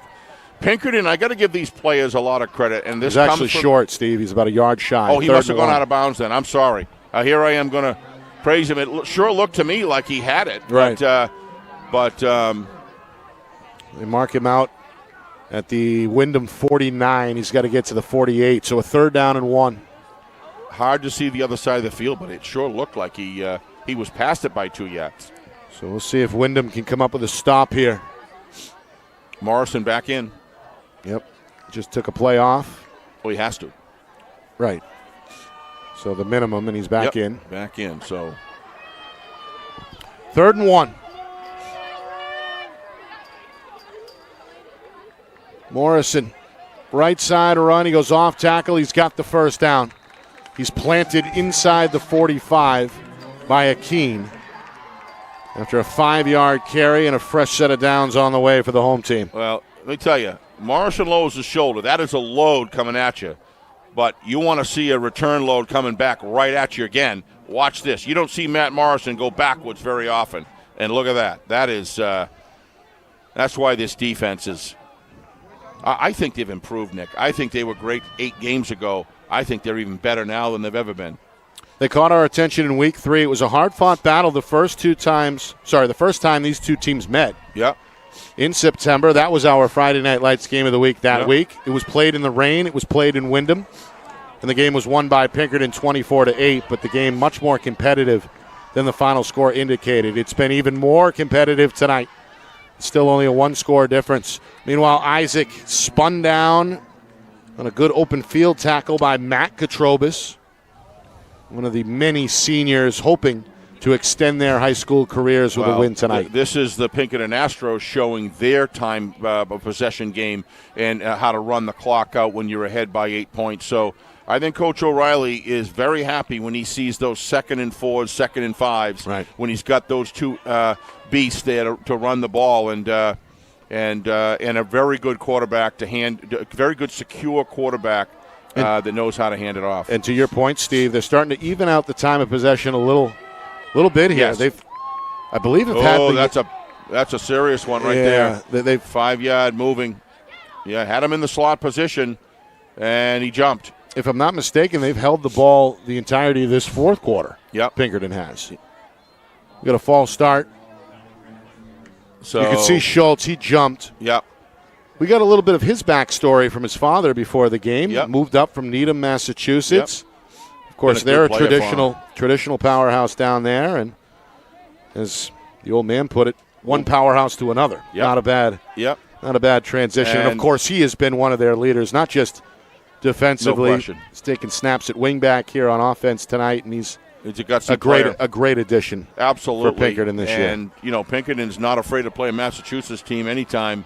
They certainly have done their job with making New Hampshire look good. They've beaten 2 Massachusetts opponents the last 2 seasons. Yeah, here's a right side run. Morrison back to work. This linebacker core hoping to get to the 40. Stopped there by Tedesco, and now a whistle, and I think a timeout is coming. Coach Byrne wants to stop the clock, and he will. Yep. With 3:11 remaining in this fourth quarter. Our broadcast tonight brought to you by Beals Insurance, locations in both Bedford and Londonderry. Whether you need home, auto, or business insurance, Beals Insurance will get you the price and quality coverage that's right for you. Visit BealsInsurance.com. Also by MG Sports Fundraising. That's fundraising made easy. MG Sports Fundraising is the official fundraising partner of Friday Night Lights New Hampshire. Visit MGSportsFundraising.com. Start raising money for your team today. By the New Hampshire Tomahawks, showcase and development for college lacrosse. Visit NHTomahawks.com and also girls.NHTomahawks.com. And finally by Colonial Printing, family owned and operated for over 50 years. Start your next project today at colonialprintingnh.com. Nick and Astis, Steve Beals with you. Quarterfinal action It's been a fun one tonight. Astros led 14-0 after one. Windham made it a 14-8 contest at halftime. Sorry, 14-6. 8-point difference. It stayed that margin since. And here with 3:18 remaining, they added a few seconds. We see a 3rd down and 7 on the way from the Jaguar 41. Opportunity here for Windham. I really want to see what Coach O'Reilly's got in the bag right here. I love these situational. Morrison, He's got left it. side. The edge is demolished. 1st down and then some. Ends up at the 32 after a 9-yard carry. That is a well-executed blocking scheme right there. If we can see this slow motion, I'd really appreciate it. Look at this. Watch the seal on the inside, then he releases Joseph. And then it's Morrison one-on-one, and that's all he needs to get past the sticks. Looked like a pancake block from the fullback, Total Osanya, pancake as block. well. Yeah, but the big one is, look at that. That's just a terrific block. And you want to isolate Morrison on a mismatch, and that's exactly what happened. Still made a good open field tackle, don't get me wrong. Michael Lisa leaving it all out on the field tonight. Absolutely, but Morrison's just good. He's going to get it. So we're inside of 3 minutes now. 1st and 10, and look out. Morrison breaks a tackle, reverses direction, looks for the sideline, and he's got the 1st down. It's like a streak. Also ends up tackled inbounds, so that clock is going to tick. A heady play there by the senior. And a good job by the officials because it wasn't a full wrap, Nick. There was a jostling going on where he was escaping it, and I give the officials a lot of credit for not blowing that whistle dead because there was no need to. Right. Because there was clearly a battle going on. Now watch him. He was breaking the hand grasp, and that's why the officials very aptly made the decision not to blow the whistle. And Morrison makes you pay. Wait a flag down. Yep, I just saw that as well. It was a penalty marker that somehow escaped our vision. And now we'll hear from referee Chuck Robert. What would that be way down there? There was no blocker. Can we see that again? Let's get the signal first. I don't understand. As the referee makes his way over, we've got a block in the back against Pinkerton. Okay, so let's see it over here. That's the 4th penalty tonight. Oh, there it against is. The home team. I think they're going to try to get number 72. May have been McDonald himself, the quarterback. It may have been. I don't know. But boy, that's Either a tough way, one. Either way, right. That's a tough one. Haven't seen too many flags tonight. As I mentioned, 4 against Pinkerton, only 1 against Windham. But pretty consequential flags when they have been thrown. They've Right. come at big times in the game, drive killers, so to speak. So, including one that happened near the goal line earlier in the 3rd quarter that derailed a Windham opportunity. Meanwhile, look at McDonald trying to find some daylight left side after a broken play, sends him scrambling. He does end up down to the 30. Yeah, I think Coach O'Reilly and crew will take that any day of the week. Instead of being a 4-yard, 5-yard loss, it's a 3-yard gain. He's able to scramble a 3-yard gain and do it with some hard work. One thing that Aiden's got to do is he's got to protect that football. That ball was kind of like out there in the open. If he's going to turn up field in this situation, he did move it to the other hand, which was good, but you want to be holding on to that ball, get that right arm, 10 points of pressure on it because, you're in control of the game. You want to make sure that but good run just the same. We got a timeout here with $1:43 to go as Windham spends their 2nd timeout. An upcoming 2nd down and 9 officially after McDonald only granted a yard on the scramble. That was officially McDonald's first carry tonight. We welcome those of you watching across our platform here on Friday Night Lights New Hampshire. Hit the like and subscribe button if you have not done so already. And, of course, our friends over at the NFHS Network. We are broadcasting with them as well in conjunction with our friends at the NFHS Network. We're live tomorrow in Londonderry for what should be an instant classic between Nashua South and Londonderry. 2 teams that have not played yet this season. And 2 teams that can, frankly, explode at any time. We're looking forward to that one, a 1 o'clock kick at Lancer Park with our coverage beginning at 12:45. 2nd down and 9 coming up out of the timeout. Meanwhile, the clock now weighs heavy. With 1:46 remaining, Windham is down to their last timeout.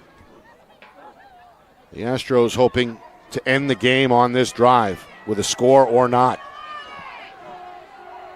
Man in motion is Morrison. It's a sweep near side. He cuts into the 30, inside the 30. He's ridden down by Hamway at the 29, and now Coach Byrne will use his final timeout. Yeah, that makes a very difficult when you've got no timeouts left, Nick. Very little margin for error if you're going to try to sustain a drive. And when you run a hard running offense like that without a flexion, a wide set on it, which I haven't seen yet this year, you're certainly not going to be able to get there by the option play unless you break something. Fortunately, it's possible. Don't get me wrong. I'm just saying it's not likely. They're designed for 15, 20-yard gains. Well, without being able to stop the clock, it's going to be a tall order. This now likely Windham's final stand. They're out of timeouts. We've got a 3rd down and 7 coming up. The football at the 29-yard line. And essentially, if Pinkerton can find a way to pick up a 1st down, the game is over. Yeah. This line front 7 of Windham, and specifically the linebacker core, Nick, is as good as it gets in the league. These guys are taking on one of the highest powered offenses. These guys rack up big points against teams that they can win the blocking advantage and defense. I can't say enough about this Jaguar defense, and I can't say enough about the defense that Pinkerton's played us tonight as well. Crowd getting fired up. He's got Morrison out on the slot, Nick, so we'll see what happens here. He's in motion. Hard count from McDonald. Goes back under center. Wyndham's not going to jump, and Coach O'Reilly is going to use his first timeout here. Yeah, why not try to grab 5 yards? I mean, it just makes all the sense in the world, and you try to mix it up by doing something different with Morrison to get him off balance, hopefully make them jump. Make some cadence calls to try to trick them into it, but give the defensive line of Windham credit for not jumping there. So disciplined up front. They avoid what could have been a 5-yard penalty. So It stays 3rd and 7. Pinkerton is now down to 2 timeouts. And again, Windham is out of timeouts. Minute 38 to go. Reminder after the game, stats, highlights, analysis, out-of-town playoff scores as well. And we'll look forward to tomorrow's matchup between Nashua South and Londonderry. That all comes up after the game. Great weekend of football, huh? Sure is. Quarterfinals in Division 1, semifinals in Division 2. We've got those scores coming up as well. And if we're fortunate enough on the semifinal week where there's games at different times, we always hope we will be there for both of those games. That would involve a potential scheduling change. Yep. We're going to keep our fingers crossed and hope. Yep. Love to do both games. All right. Probably the biggest play of the game so far. Minute 38 to go. 3rd down and 7. The first down stick is somewhere between the 22 and the 23-yard line. Home crowd gets loud. It's a loaded backfield. 2 fullbacks. Morrison the tail. They hand to him. He's got a wide open lane up the middle. He's got the first down. And it's very close. He's got it. Trying to lean his way down to the 22, and I think you may be right. The officials are going to talk about it. Boy, does he get through that line like a rocket ship, huh? He is just watch these strides through the line. They're going to call for a measurement. Oh, that was a rough spot. He was down towards the 21-yard line. Not quite, but they got the ball right at the 22. I think, Steve, based on an eyeball measurement, he's got it. I don't think there's any doubt he's now got it. Now they are going to give it to him. No measurement. To measure that. Yep. First down, Pinkerton, and now it looks like the inevitable that the Astros are going to move on to another semifinal appearance as Windham can no longer stop the clock. We're inside of 90 seconds now. Coach O'Reilly issuing the final signals here for what should be a victory formation for his team. And let's give the Windham fan base, look at that stands over there, Nick, 3/4 full with a whole bunch of people standing around the sideline. So it's been well attended, well supported. Obviously, Pinkerton came out in force tonight with their big crowd every single week. So we're in V situation here. McDonald drops his right knee, and the fans can sense it. Well, congratulations to the Astros. You got that right. Seemingly, Steve, every year you can pencil them into at least the semifinals. But tonight, all that was in jeopardy. Windham threw their best punch. 23 seniors for the Jaguars playing their final high school game tonight, and they surely left it all out on the field in a 14-6 final score. Nothing from head coach right down to players, Nick. There's absolutely no doubt about it that they left it all out in the field, and I think that they managed this game as well as could be managed in this situation. And Jack won 2 out of 3 of rolling the dice situations. What we talked about he was going to need to do, Nick, in order to be able to stay close. And if you look up at the scoreboard, it's 14-6. And no team is going to go home tonight that should be ashamed of anything they've done here. They should be very proud. Pinkerton, don't look at say, well, Pinkerton only beat them 14-6. This team beat Salem last week 8-7. Right. They're that good. And congratulations to a terrific season by the Windham Jaguars. And I look forward to the semifinal week with the Pinkerton Astros there and see this dynamic group of running backs and quarterback and tight end connection go to work. We're about to go to work. Yeah. Post-game coming up next. You are watching our Friday Night Lights New Hampshire Game of the Week presented by Beals Insurance. Our broadcast today, as it always is brought to you by Beals Insurance Agency, with locations now in both Bedford and Londonderry. Whether you need home, auto, or business insurance, Beals Insurance will get you both the price and quality coverage that's right for you. Just call 603-471-9999 or visit BealsInsurance.com to request a free quote and start saving money today. Again, that's BealsInsurance.com. The New Hampshire Tomahawks promote the highest level of club lacrosse competition, not just in the state, but in the country. Looking to get recruited? Director Chris Cameron keeps an open dialogue with the nation's top college lacrosse coaches. Over 400 New Hampshire Tomahawks alumni have played at the college level, including the ACC, Big East, Big Ten, Ivy, NESCAC, NE10, and more. New Hampshire Tomahawks coaching staff has over 100 coaches, including current high school, varsity, and college coaches. The Tomahawks offer training for players of all ages, clinics, camps, and leagues, along with spring, summer, and fall elite teams. So play with the best. The New Hampshire Tomahawks, showcase and development for college lacrosse. Visit NewHampshireTomahawks.com and girls.nhtomahawks.com. How can you reach your team's fundraising goals at no risk and no cost? MG Sports offers a variety of products to make your team's fundraiser a success. Their products include discount tickets, cards, and calendar raffles to hundreds of local merchants throughout the New England area. Don't waste another season. Raise more funds than ever before and become another football program in New Hampshire that sets fundraising records every season. MG Sports, fundraising made easy. Visit mgsportsfundraising.com to start raising money for your team today. Colonial Printing is family owned and celebrating 50 years of quality print services for New Hampshire businesses and can help yours as well. Whether it's creative design, digital or offset printing, or banners and signs, with state-of-the-art technology, unlimited industry sources, and the ability to think outside the box, Colonial Printing will help you get your job done. To see their full list of services, promo products, and portfolio, or to request an estimate, visit colonialprintingnh.com. That's colonialprintingnh.com.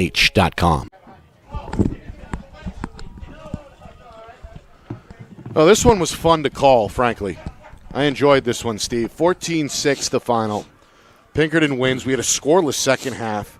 We had two teams hog the football at various points tonight. And let's get to this recap here. Pinkerton, they looked like they were ready to flex muscles on the opening drive. Great adjustments. 70-plus yards in 3.5 minutes. Matt Morrison, the focal point, but it was Jamie Isaac who took it to the house on an 18-yard run. 7-0 Astros. Pinkerton's defense forces a 3-and-out. And on the punt, Matt Morrison goes for pay dirt. A 57-yard return, 14-zip, less than 6 minutes into this game. Second quarter, different story. Windham held the football on 2 lengthy drives for the vast majority of that second quarter. In fact, Pinkerton only ran 1 play. Unbelievable. In the frame. And on the final play before halftime, on a 4th down, Windham, they bring in the backup quarterback, sophomore Adrian Bergman, flings it into the end zone, Hail Mary style, and off the tip, it's caught by Romeo Akeen for a 23-yard touchdown, 14-6. Our score at halftime. Windham took the third quarter kick, ate up more clock, got down inside the red zone, and then a penalty was costly. Derailed the drive. Next thing you know, they come away empty. Pinkerton took over at the end of that third quarter, brought the football with them into the fourth, and never surrendered possession as they run out the clock. Matt Morrison, the hero tonight, about 18 carries for 124 yards for the senior in his first 4-quarter action since early October. Not bad as he carries the load, and he does it well. And had help, as we mentioned, from Isaac tonight, who ends up with 48 yards on 7 carries. In the loss for Windham, Chris Braley, one of 23 seniors. What an effort. Playing in his final game tonight for the Jaguars, ends up with 50 yards on, looks like 14 carries. He spurred the offense, and in the end, Pinkerton defends their home field. They move on to another semifinal where they will face the winner of Bedford and Alvern. Those two teams play tomorrow. Yeah, I mean, I'm going to reemphasize it one more time. We talked about it, Nick. Windham, so proud of what you accomplished this year. Your defense was championship grade, and your offense was able to get points on the board tonight against the Pinkerton Astros. For those who are thinking, well, how good is Pinkerton because it was only 14-6, as I said at the close of the fourth quarter, remember, this Windham team beat a outstanding Salem team 8-7. That just tells you everything you need about one of the best running back tandems, and certainly Tedesco right up there in the mix of the best for sure. And then Pinkerton is able to turn it on when they needed to. I just think they played very disciplined game overall, and I think Coach O'Reilly and his staff managed this game extremely well.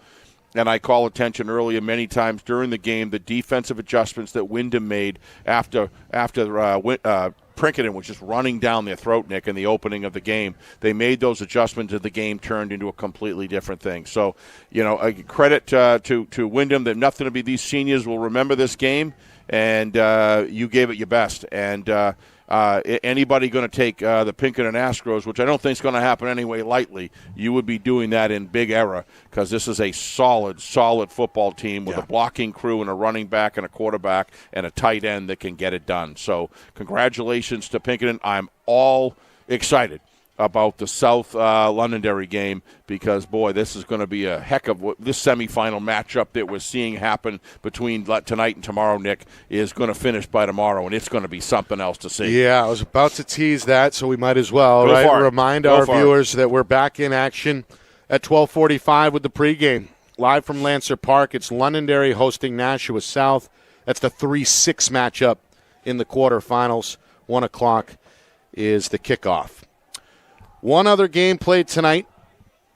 That was a blowout for the 4-time defending Division II Pelham Pythons as they took care of Trinity. Surprising, Nick, 47 because Trinity was playing so well. 47-21 the final there. So Pelham will have a shot to make it 5 in a row as they will play in the Division II championship next weekend. Terrific job. The other side of the bracket will be determined tomorrow when Sauhegan and Plymouth D2 championships get a rematch. Going to be a wild one, let me tell you. Well, that semifinal should be good tomorrow. Without a doubt. As well. Remember, they met just a few weeks back, and that was an overtime win. We were there. For Plymouth. We sure Great were. game. All right. Want to thank, first of all, Coach O'Reilly. He's also the athletic director here. He gave us the green light early in the week. We appreciate that. Great hospitality. And we love coming here.